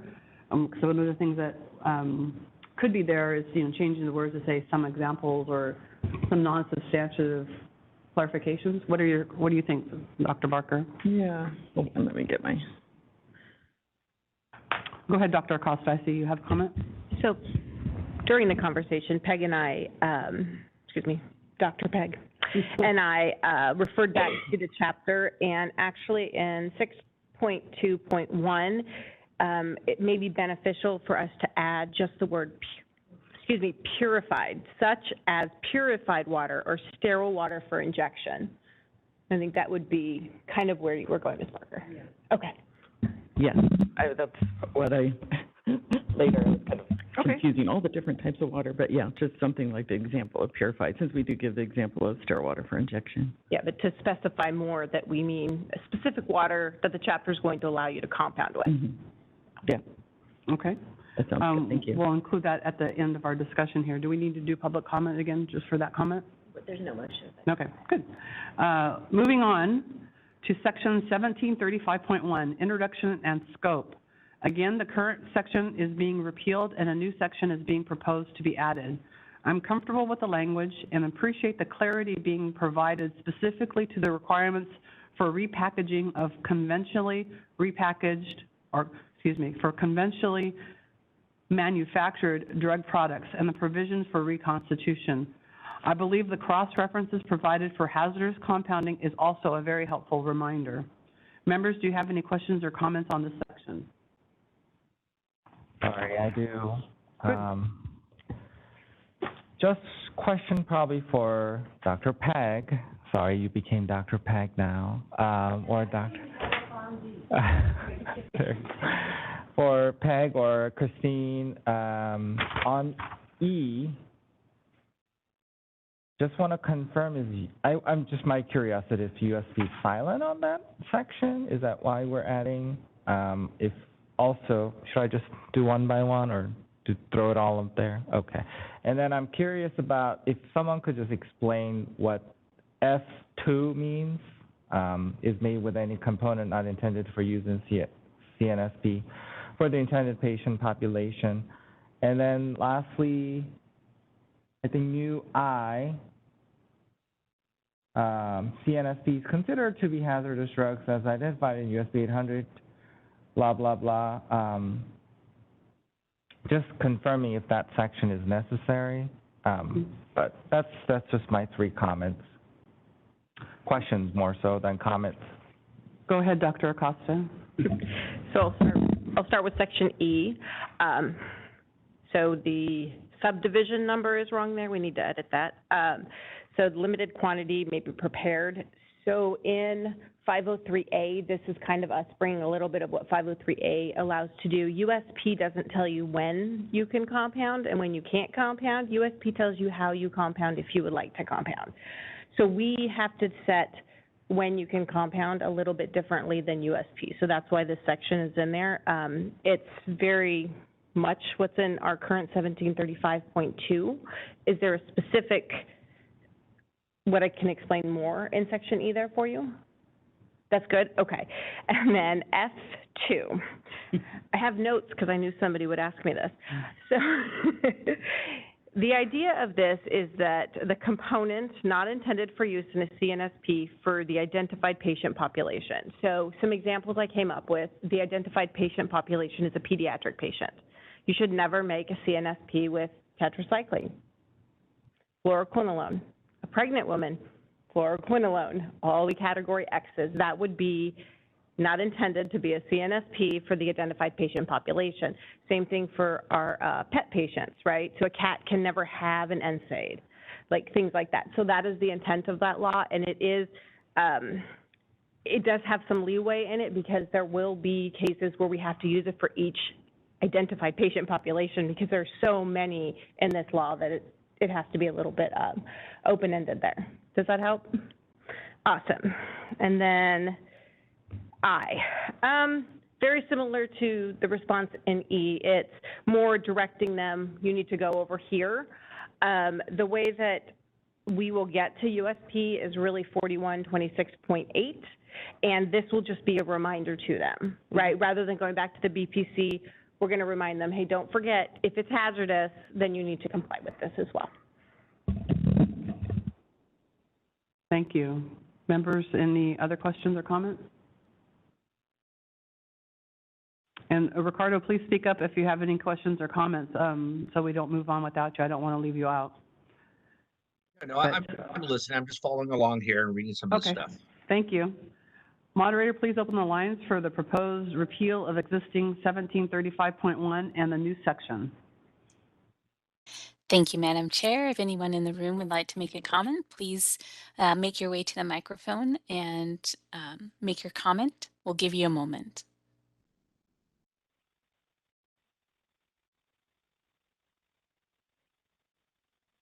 Someone's walking to the microphone.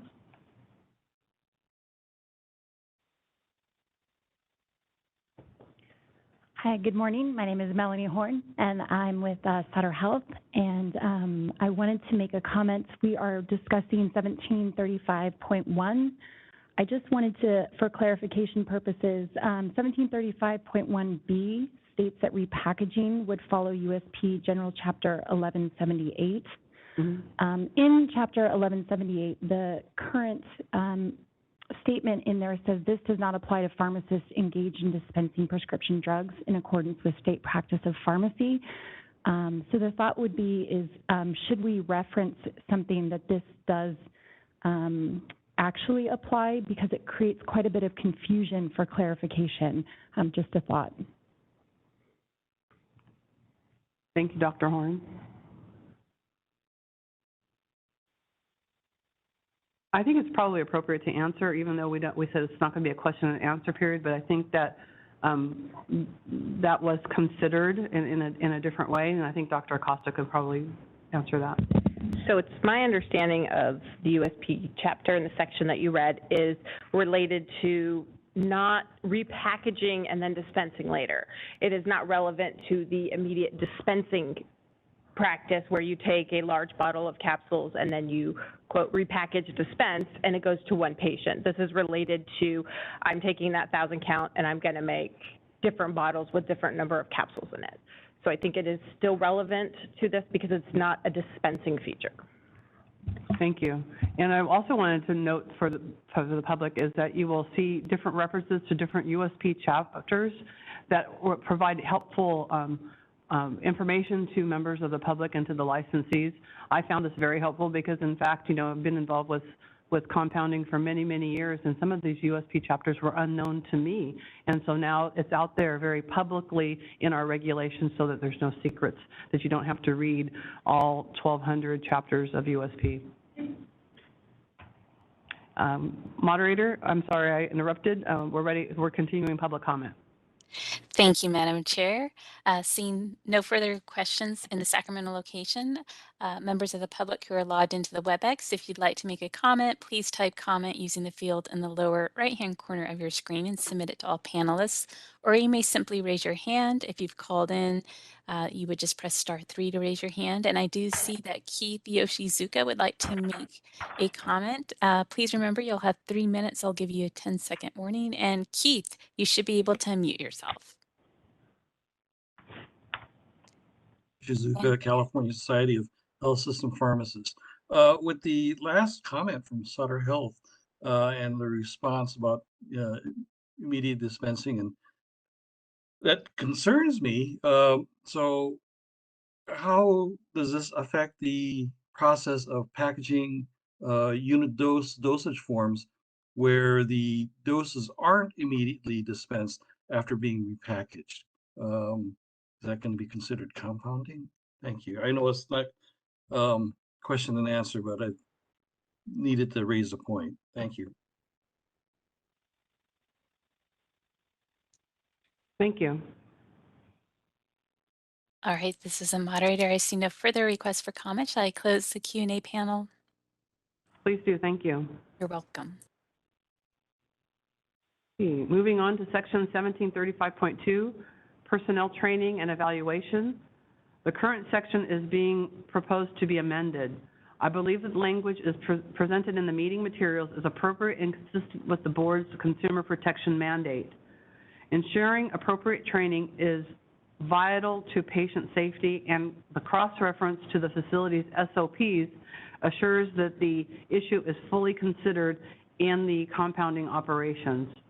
You will note that provisions specific to compounding for veterinary office use are not being proposed to change. I want to assure that all members have received public comments on this issue, and we're not suggesting any changes to current language. The comment that we received was specifically related to the provisions of anticipatory compounding for veterinary office dispensing. I believe that the board's current language is appropriate, and we're not in favor of changing it. I appreciate the comments, and as a pet owner who has needed compounding veterinary medications in my own household, I do not believe changes are necessary. Pharmacy compounding is generally intended for patient-specific use and not volume compounding. However, the board recognizes the need to start treatment in a timely fashion and currently allows for limited office supply to strike a balance, allowing a patient to receive sufficient medications to start treatment while the patient-specific medication is being compounded and dispensed to the patient.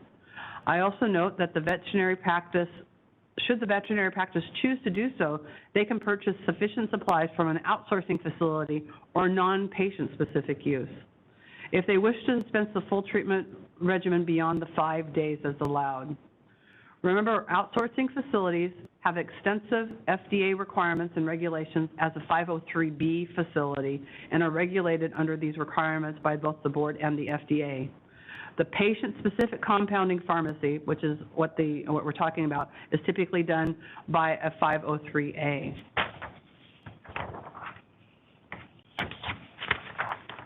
Pages. So it's kind of a complex topic. We've talked about it for over the years, and so because of that, we're not suggesting any changes to the veterinary parts of the regulation. Members, any comments? Yes, son? So is it okay? I mean, I'm sure reg attorneys will tell us, but it's under personnel training and evaluation, but we're leaving that under still there, the reasonable quantity? Yes, that's where it, well, maybe we don't have an attorney to answer the question, but Ann, you answer the question about the location. The veterinary information is under. Yeah, we're leaving it where it currently resides. We're not touching it. Yeah, and it's not contemplated in USP, so it's fine. We're still meeting the goals of retaining, because it's an additional piece. So we're retaining the structure for this specific provision in the existing law. Any other member comment? Moderator, I think we're ready for public comment to section 1735.2. Thank you, Madam Chair. If any member of the public at the Sacramento location would like to make a comment, please make your way to the microphone and make your comment. Someone's walking forward.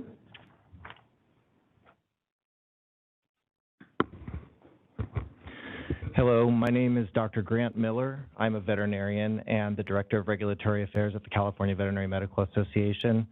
We submitted a letter that I hope you all had a chance to read regarding our comments in this section, and it is also accompanied by a letter previously sent to your board alerting you to drugs that we no longer have access to in the state of California as a result of the successive compounding regulations passed by this board. While I appreciate Chair Serpa's comments moments ago, we will respectfully disagree. 4 days' time is not adequate time for us to be able to obtain patient-specific prescriptions for many of our patients. I myself, as a practicing veterinarian, can attest on a real-time basis to having to wait several weeks, oftentimes, for non-sterile compounds for my patients. If I am lucky enough to find a pharmacy that has a prepared compound available, most of those pharmacies are not located in the state of California. Most of them are on the East Coast or in the central United States. And so 4 days' time to use from my product stock in order to accommodate a patient-specific prescription is a very, very tight timeline. We are asking for a reasonable accommodation to extend that to a 7-day period to give us a little bit more time to be able to provide medication for our patients that they need at that moment. Animals oftentimes hide their ailments. They're very ill when they come to us, and we have an immediate requirement to provide the necessary medications that they need. In addition to those comments, I'd also like to point out that the 503B facilities in California, there are actually only 2 that provide any kind of reputable, any kind of appreciative product line for animals. The remaining 503Bs have some specialty sterile compounds that relate to chemotherapeutics, but that's really not widely used in veterinary medicine. The 503B product lines that we do have are limited, and while they are growing, they're still a far distant second to the what we actually need in practice. So while that's coming along and getting there, it is not meeting our needs. And so we have to rely on 503As. I'd also like to point out that the 4-day, the 120-hour average is not hard and fast telling me what I can and cannot do with my patients. If I need to provide more medication to a patient, I have the ability to do that. All this says is what a pharmacist can do in anticipation of my needs. And I'd like to make sure that that dialogue continues here, because I don't want to see a naturalization into an assumption that we as veterinarians are being limited by pharmacy regulations and what we can provide to our patients. We need to have the ability to provide the needed medications to our patients 3 minutes are in the up. amount that we need for the time that we need. And that's why I'm asking today for you to please consider a 7-day extension. Thank you.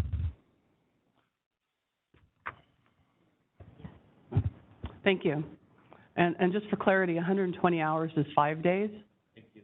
Yeah, and I appreciate you bringing the information up about the letter that we received last year and about the 3 products that were listed that were stated that were not able to be obtained in California.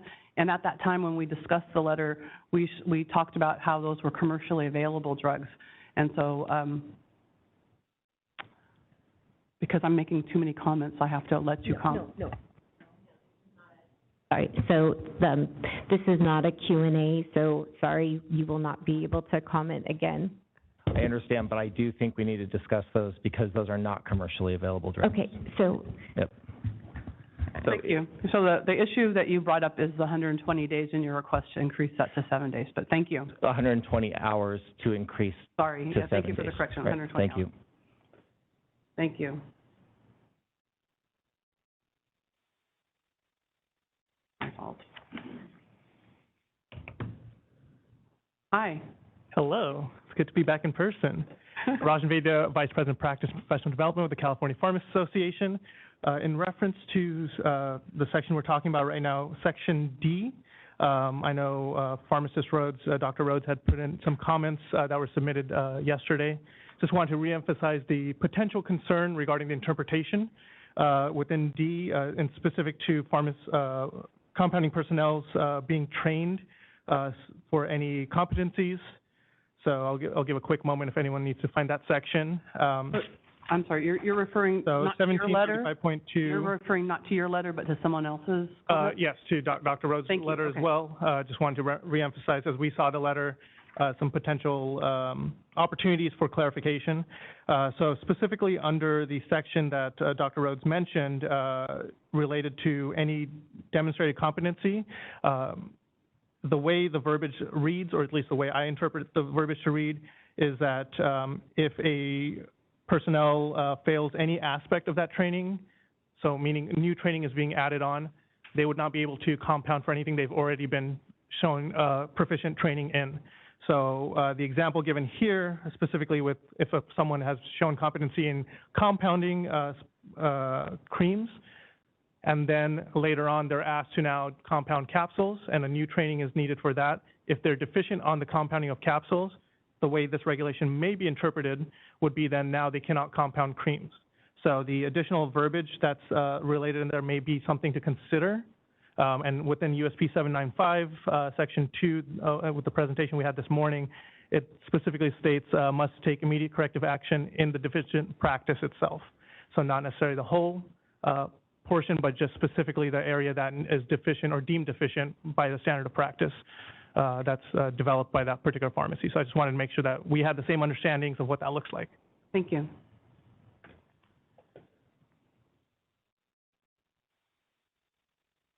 Will another person coming to the microphone?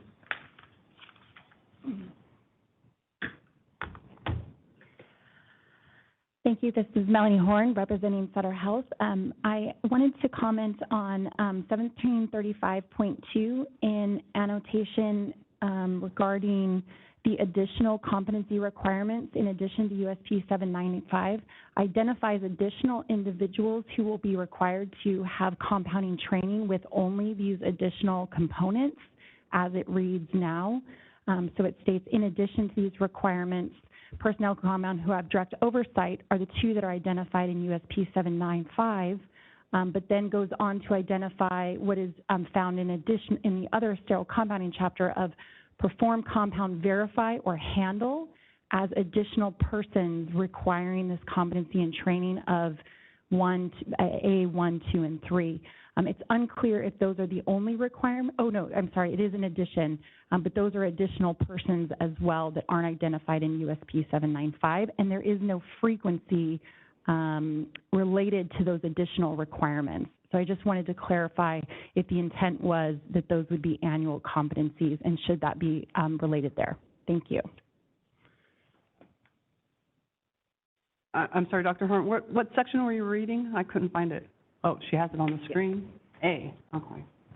1735.2A, the identification of additional individuals above USP 795 are those who verify and handle CNSPs, and then it identifies additional topics that they must be competencied on.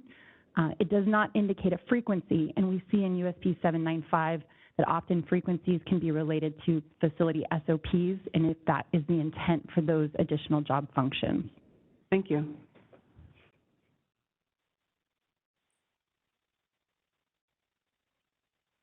There's no one else coming up to the microphone?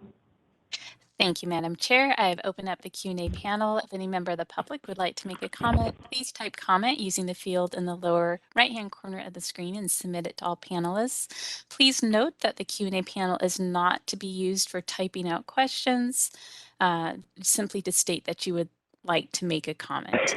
Also, if you've called into the meeting, you may raise your hand by pressing *3 if you'd like to make a comment.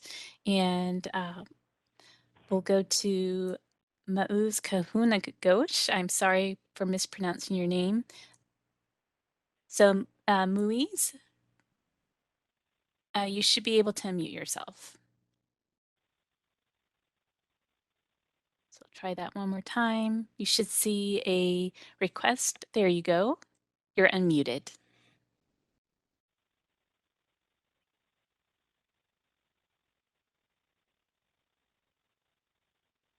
So Muiz, you are unmuted.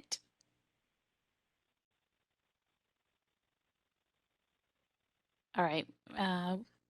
Okay, so Muiz has indicated that the mic is not working and has typed out some questions in the Q&A. Would you like me to simply read them? You can go ahead and read them for the record, but this is not a Q&A session, so may Sure. not be able to answer. Okay. So Muiz typed, following up on the question being discussed, what's the policy for compounding for office supply where we do not have patient-specific data, and in parentheses, veterinary, et cetera? And also, what about non-veterinary offices, and in parentheses, topical compounds for during and post laser treatments? Thank you. You're welcome.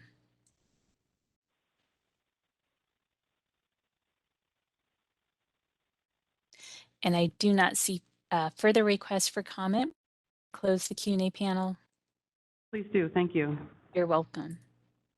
Members, do you have any specific comments on this section? So regarding training, Maria, this is Song. Are we assuming it's every 12 years and we don't have to specifically list out, 12? That's okay.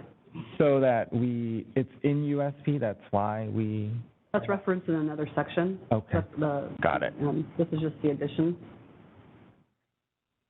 Any other comments from members? Okay, thank you. Moving on to section 1735.3, personnel hygiene and garbing. I propose that the current section be repealed and the new section added. I believe that the language as presented is appropriate and consistent with the board's consumer protection mandate. Personnel hygiene and garbing are core components to avoid contamination of compounding preparations. I believe that the flexibilities provided in the language strike a balance and is appropriate for non-sterile preparations where the risk to patients is not as great. Members, do you have any comments on this section? Go ahead. Yes, I do. I have just a couple. For D, just for clarity, so it reads, gloves shall be wiped or replaced before beginning a CNSP that has different compounds. So I'm just wondering if wiped needs some clarity, like what the intent would be, like for an inspection or, for following. So all we changed in that sentence is should to shall. So if we wanted to clarify, we would kind of be going a little bit outside of what the chapter provided to us. But if you want some clarity, I think we could try.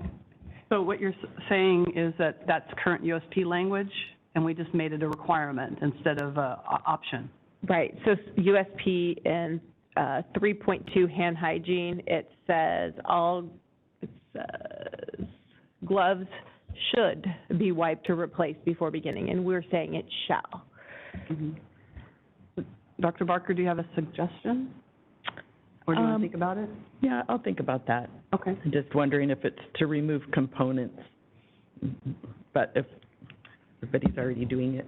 There is an FAQ that USP put out as well, FAQ 23, that may help clarify that. Okay, thank you. And then I just have another one for clarity also. Again, this is something, it says non-disposable garbage shall be cleaned with a germicidal detergent and sanitized with 70% isopropyl alcohol before reuse. So just in terms of germicidal detergent, I guess that wording, most products say cleaner. And so, when you have detergent, like detergent is like a component of a cleaner. It's the surfactants and some other things that make it clean. So, usually the terminology cleaner. So just, I know that's been in language previously.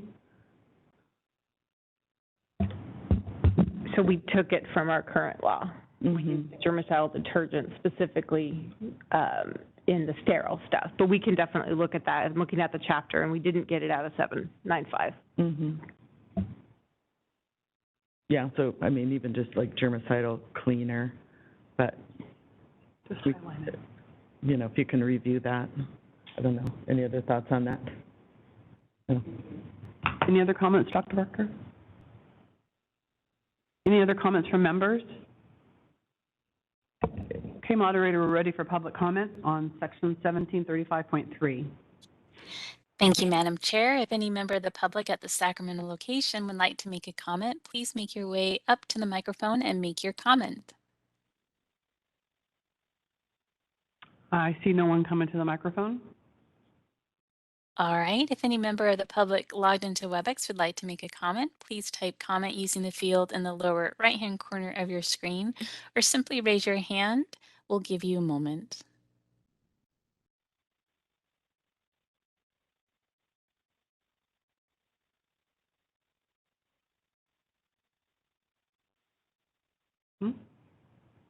All right, I see no request for comment. Shall I close the Q&A panel? Please do. We do have Okay. a comment here in Sacramento, so we have one in-person comment.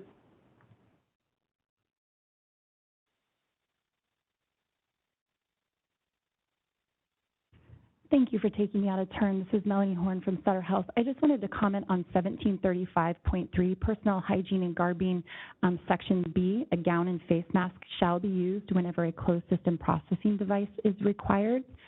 My question is related to if this is intended in USP 795, it talks about closed system processing devices and their utilization if they're required, usually around particle generating activities. This seems to kind of intersect with USP 800 requirements around hazardous drugs when you would utilize a closed system processing device. And I was just curious if that could be interpreted in that way, not being specific to a hazardous drug versus not. So just a comment in regards to the requirement being added specifically around closed system processing device.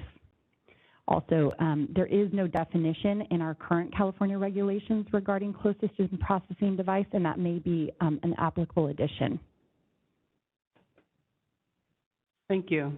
Dr. Acosta, is closed system device defined in USP? Okay. And thank you for the comments, Dr. Horn. I think you have caught some of the areas where we are going to be providing duplicate information because we think that that's helpful for the licensees to have additional information. So while we are attempting not to repeat, there are a very few examples where we have repeated just to make sure that it's clear to the licensees. Any other public comment on the line since, moderator? I closed the Q&A panel, but Okay. I can open it back up. No, that's fine. Okay. Should we reopen it? Okay, we're fine. We're going on to, I'm sorry, thank you.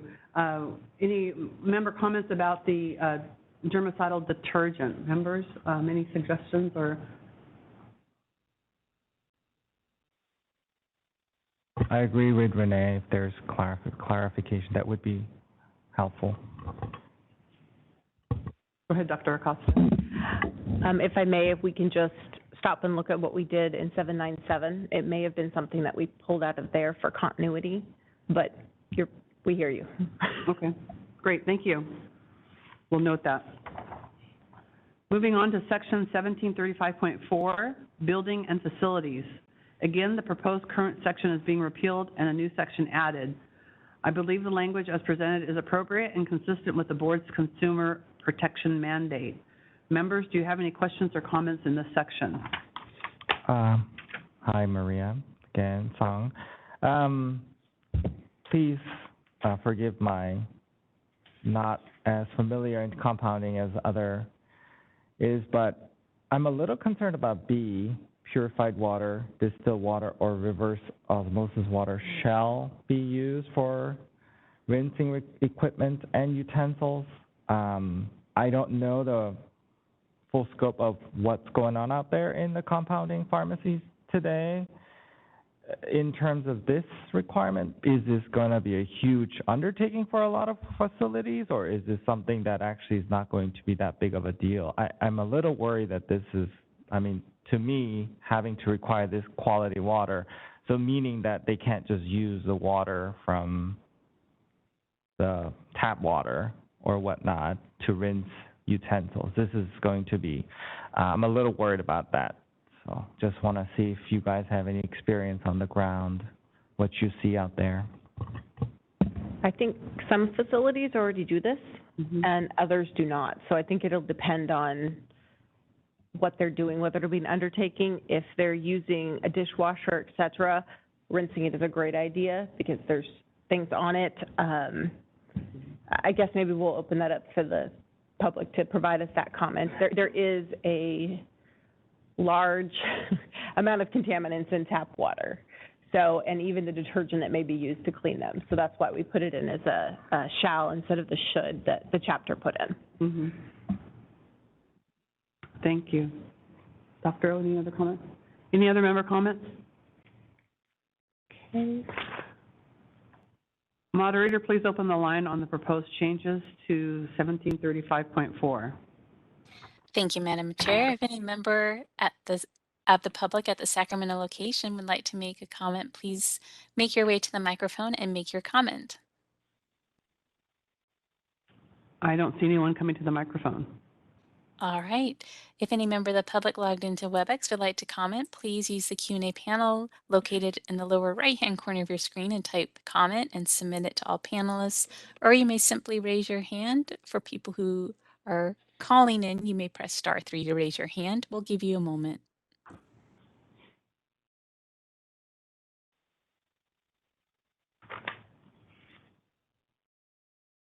All right, I see no requests for comment. Shall I close the Q&A panel? Please do, thank you. You're welcome. Moving to section 1735.5, cleaning and sanitizing. The proposed current section is to be repealed and a new section added. I believe the language is appropriate and consistent with the board's consumer protection mandate and agree with the documentation requirements that are included. Members, do you have any questions or comments in this section? Okay, seeing none, I think we're ready for public comment. Thank you, Madam Chair. If any member of the public at the Sacramento location would like to comment, please make your way to the microphone and comment. I see no one coming to the microphone. Thank you. If any member of the public logged into WebEx would like to comment, please type comment using the field in the lower right-hand corner of the screen and submit it to all panelists. Or simply raise your hand. We'll give you a moment.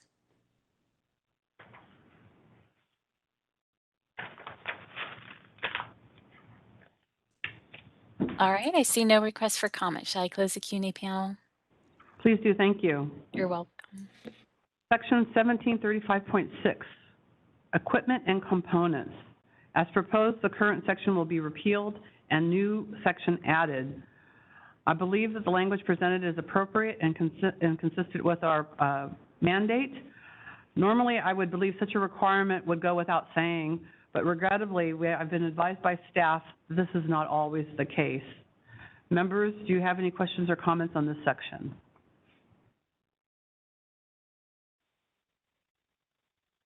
Seeing none, I think we're ready for public comment.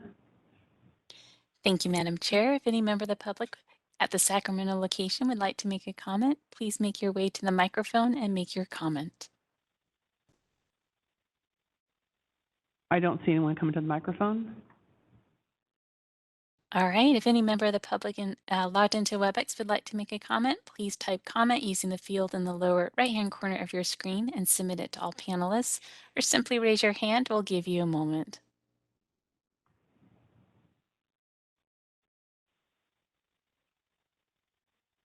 All right, I see no requests for comment. Shall I close the Q&A panel? Thank you. You're welcome. Moving on to 1735.7, master formulation and compounding records. Again, the proposed current section will be repealed and a new section added.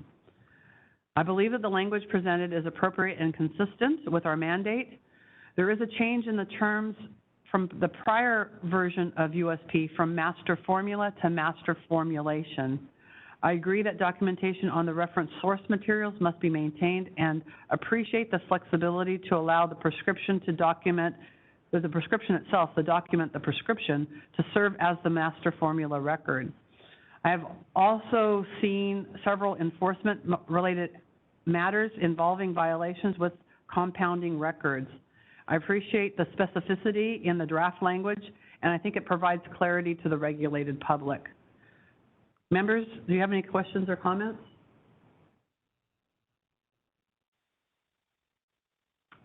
Okay, I think we're ready for public comment. Thank you, Madam Chair. If any member of the public at the Sacramento location would like to make a comment, please make your way to the microphone and make a comment. We have someone coming to the microphone.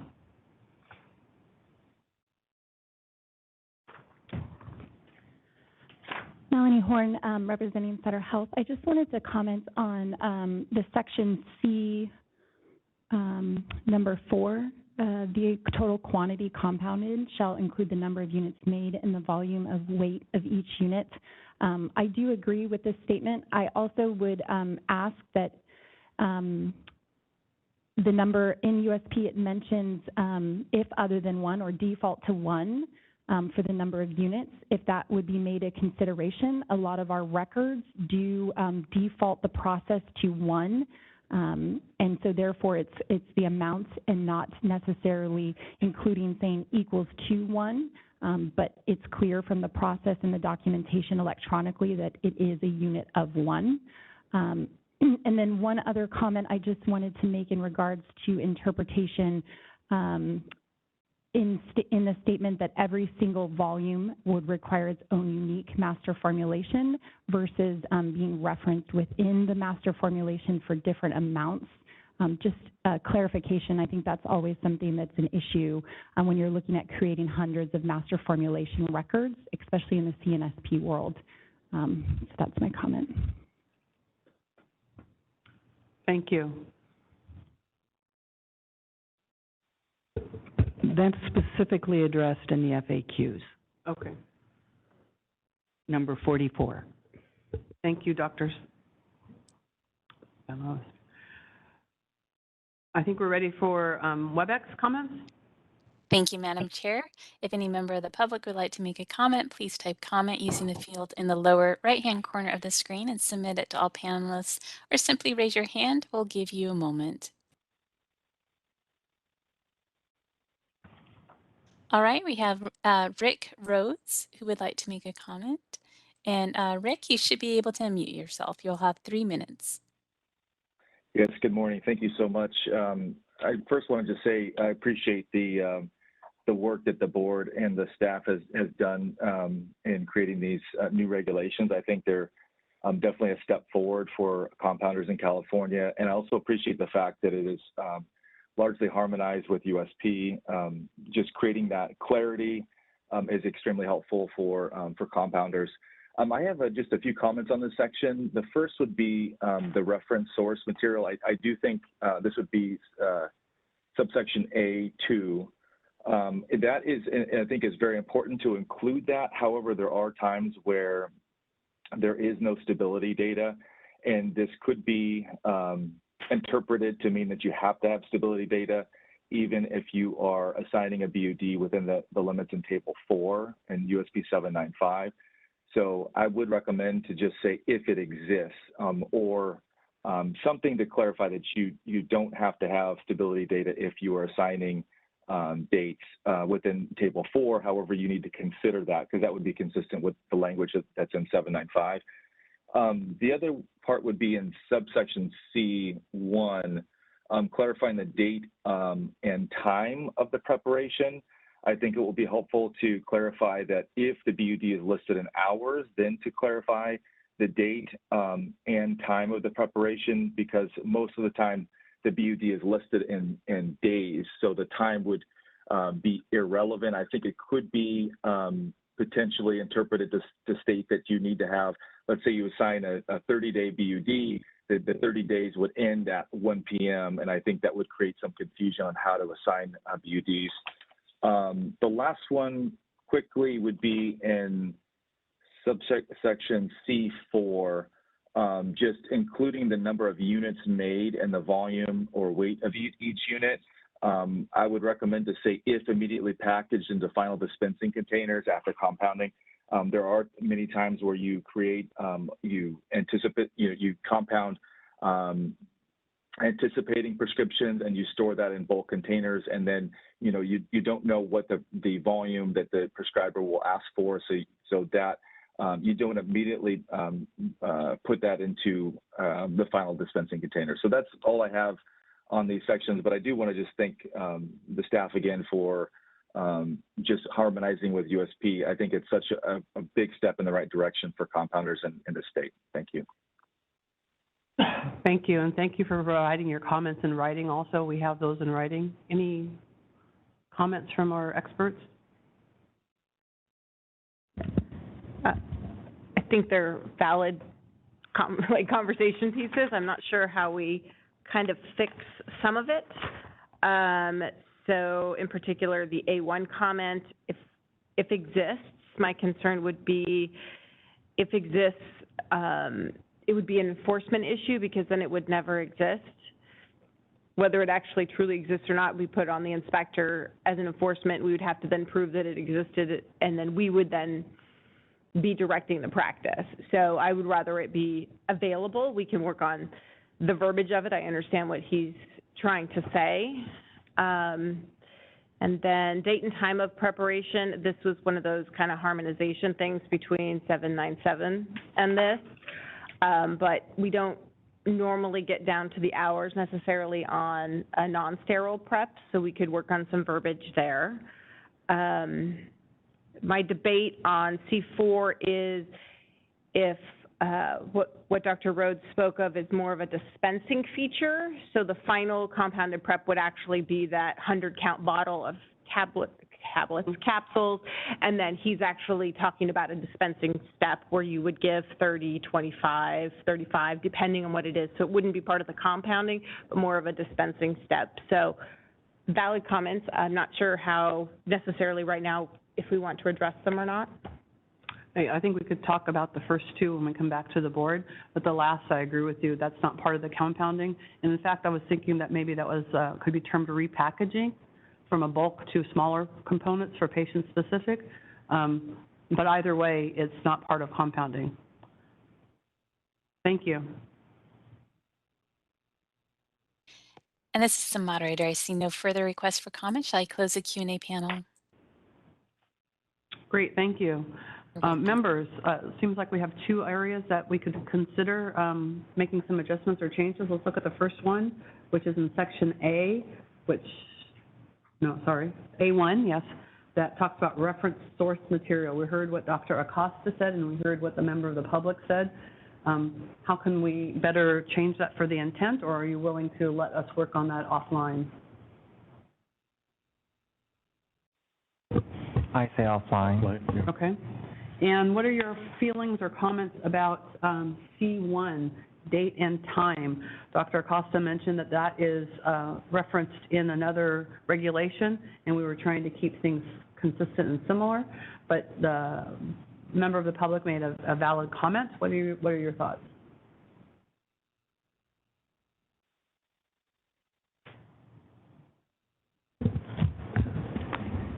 I would disagree that some kind of conversation is maybe for some, maybe offline, but for some short BUDs, some short expiration type drugs, that might be more appropriate instead of just a date, but a date and time. So it includes some mention of time somewhere, and not just completely take it out, but have it be qualified? Is that what you're saying? Yeah, but although may not be required for each time, for each kind of type of compound, right? So a long duration is not going to need a time. Okay. And I believe, there's a reference to it expiring like at midnight on the day, right, somewhere. Yeah. So that's in USP. Could be worth just putting in here. As we're kind of repeating a few things just for making sure the public's aware.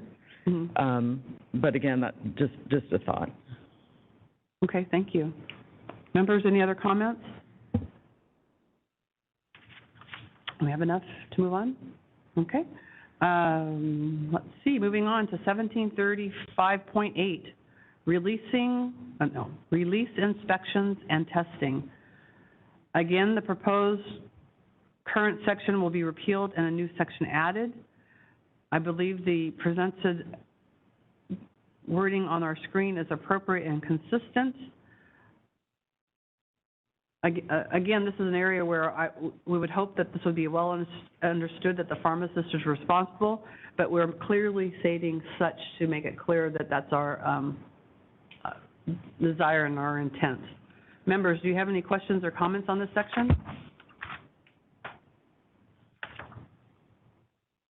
Seeing none, I think we're ready for public comment.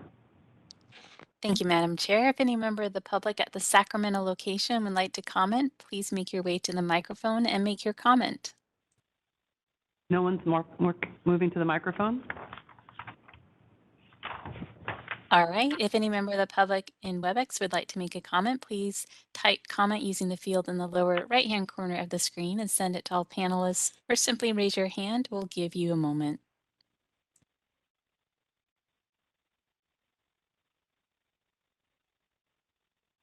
All right, I see no requests for comment. Shall I close the Q&A panel? Please do, thank you. Okay. Moving to section 1735.9, labeling. This is a proposed new section. I believe that the language as presented is appropriate and consistent with the board's consumer protection mandate. I want to highlight that there's a difference between a label and labeling. And if you have any questions, Dr. Acosta or Dr. Pegg can provide additional clarifications. I think she mentioned that in her discussion also, or her presentation. Members, do you have any comments or questions in this section? I think we're ready for public comment. Thank you, Madam Chair. If any member of the public at the Sacramento location would like to comment, please make your way to the microphone and make your comment. There's no one here? All right, if any member of the public in WebEx would like to make a comment, please type comment using the field in the lower right-hand corner of the screen and submit it to all panelists, or simply raise your hand. We will give you a moment.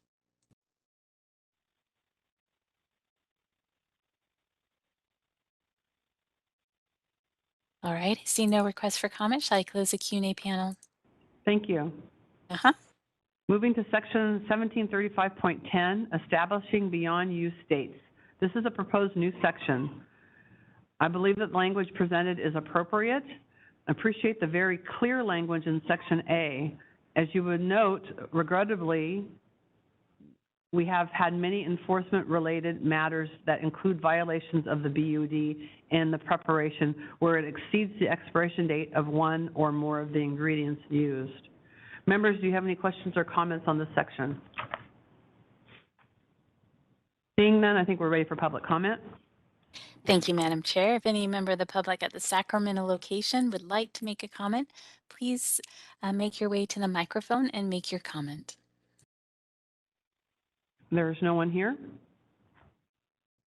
All right, if any member of the public logged into WebEx would like to make a comment, please use the field in the lower right-hand corner of your screen, type comment and submit it to all panelists, or you may simply raise your hand. We'll give you a moment.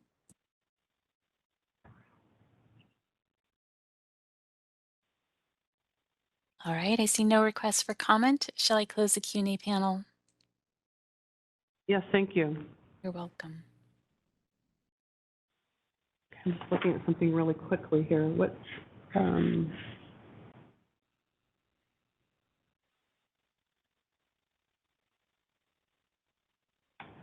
is bring to the members' attention, this is an opportunity for us also to look at it. Section A this is where it does talk about where Member Barker mentioned about before midnight.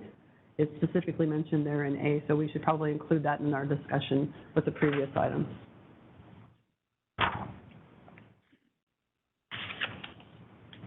Okay, moving on to section 1735.11, non-standard operating procedures. This is a proposed new section. I believe the language is consistent and appropriate. I appreciate the cross-reference to USP Chapter 1163, providing clarity to licensees about the requirement. This is, again, an example of sometimes an unknown USP chapter, so it's very clear here. I believe the specific elements are appropriate for SOPs and the frequency of review of SOPs. Also note that the failure to follow SOPs is a basis of a common enforcement action, and I believe this goes without saying, but to ensure that everyone has a clearer understanding, I'm okay with being very specific in the regulations. Members, do you have any questions or comments? Seeing none, I think we're ready for public comment. Thank you, Madam Chair. If any member of the public at the Sacramento location would like to make a comment, please make your way to the microphone and make your comment. There's no one here? Thank you, Madam Chair. If any member of the public logged into WebEx would like to make a comment, please type comment using the field in the lower right-hand corner of your screen, or simply raise your hand. We'll give you a moment.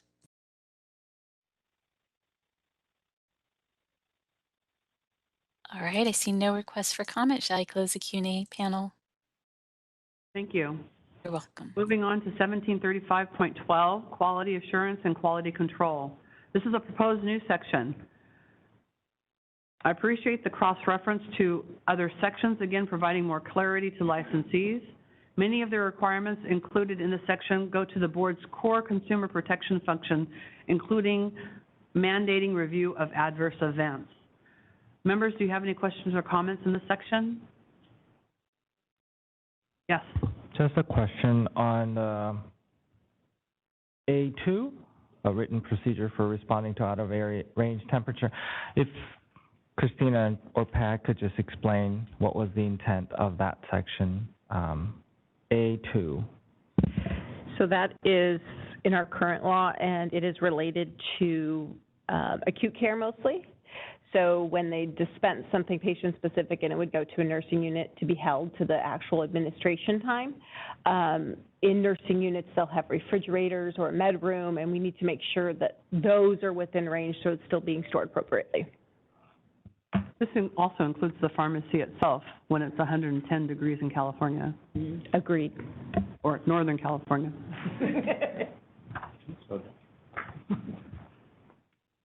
Any other member comments?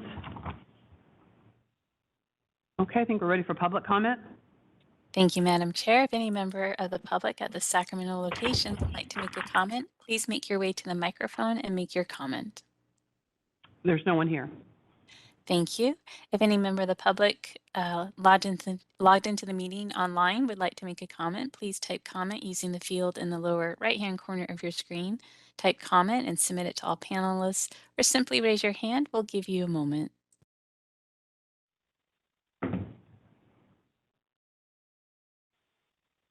All right, I see no requests for comment. Shall I close the Q&A panel? Thank you.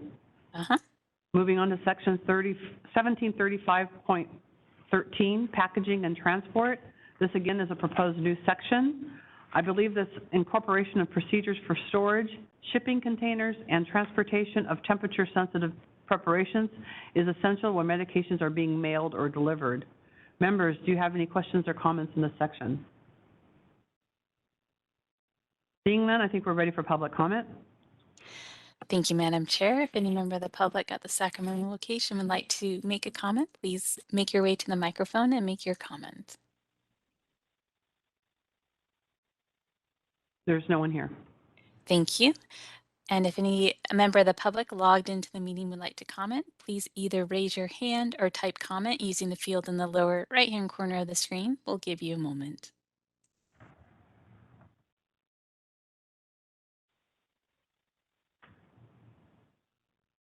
All right, I see no request for comment. Shall I close the Q&A panel?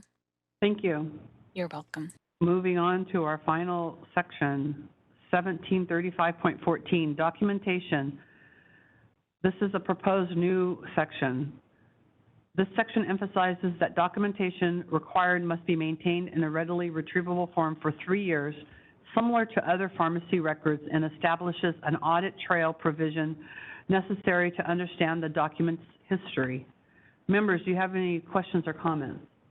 My only question or concern with this audit trail is at one point if the pharmacy is open for like 10 years, that the document might get extremely large or just hard to keep up. So is that are we just gonna make them keep audit trail of every single thing they've been doing for the entire time of their operation? So our law is only 3 years. So they can keep it, and some of the reimbursement agencies may have longer, but our law would be 3 years. So, right, that's exactly the kind of clarification. So if they changed it and it's been 3 years, whatever the change they made, whatever before the 3-year period, they can discard that at that point. Well, California is not going to be looking at that, but other regulators have different requirements. Yeah, Okay, so whatever that may be. correct. I think that this might be an area where an FAQ might be beneficial, because there may be instances where it might be beneficial even though it's outside of that 3 years, because you're still relying on that document, right? And so so this may be an instance where the FAQ may be helpful. If members are agreeable, happy to make a note that this is a good place for an FAQ. Okay, thank you. Any other member comment? Okay, I think we're ready for public comment. Thank you, Madam Chair. If any member of the public at the Sacramento location would like to make a comment, please make your way to the microphone and make your comment.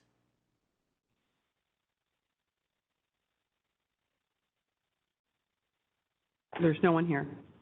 Thank you. And if any member of the public logged into the meeting would like to comment, please type comment using the field in the lower right-hand corner of the screen, or simply raise your hand. We'll give you a moment. All right, I see no requests for comment. Shall I close the Q&A panel? Yes, thank you. You're welcome. Okay, thank you all very much for your discussion today. I think for those of us that had this discussion for the previous USP draft, that actually took more than one day's meeting, and so we were very quick and productive. I think time has helped with that. We still have many controversial issues that are going to be further discussed during the board meetings and for future regulatory hearings, and so I encourage everyone to participate as we go through this process. Now I'd like to just really kind of review the things that we have noted, just for the record, to make sure we have it. Is that okay, Ann? So the first one that I see here is 1735D, diluent. So I just want to make sure that someone's keeping notes on that. These are the things that we were talking about. Well, the next item that I saw was 1735.1E, the subdivision needed a correction.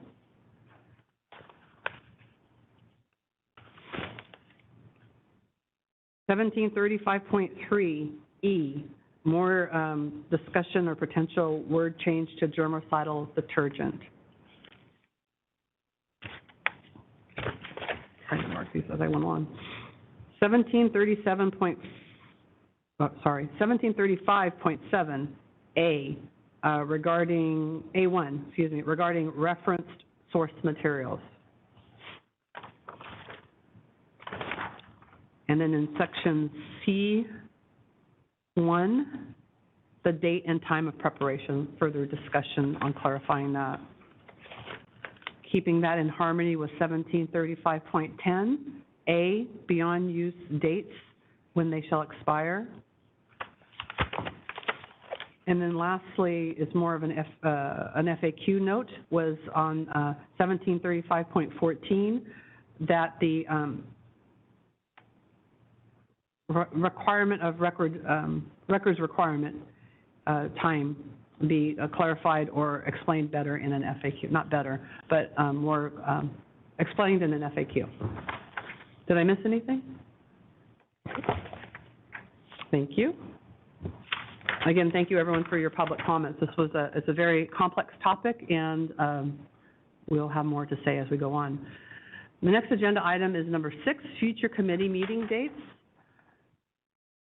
Before we adjourn today, so we are going to finish a little early, I'd like to remind you that the next meeting date is March 23rd, at which time I plan to review the proposed changes to sterile compounding regulations.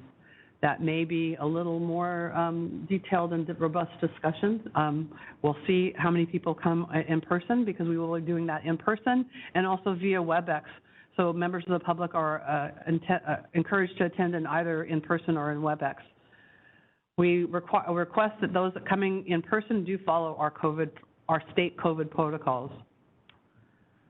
Agenda item 7, review and discussion of enforcement statistics. This item was discussed at the last committee meeting and was inadvertently included in the agenda. We have no new information. Last item, number 8, adjournment. So thank you again, everyone, for being here. I really appreciate you coming in person and those that have participated on WebEx. These complex subjects often require a more face-to-face dynamic, and I encourage you, if you have an interest with sterile compounding, to come in person at our next meeting. Thank you and have a great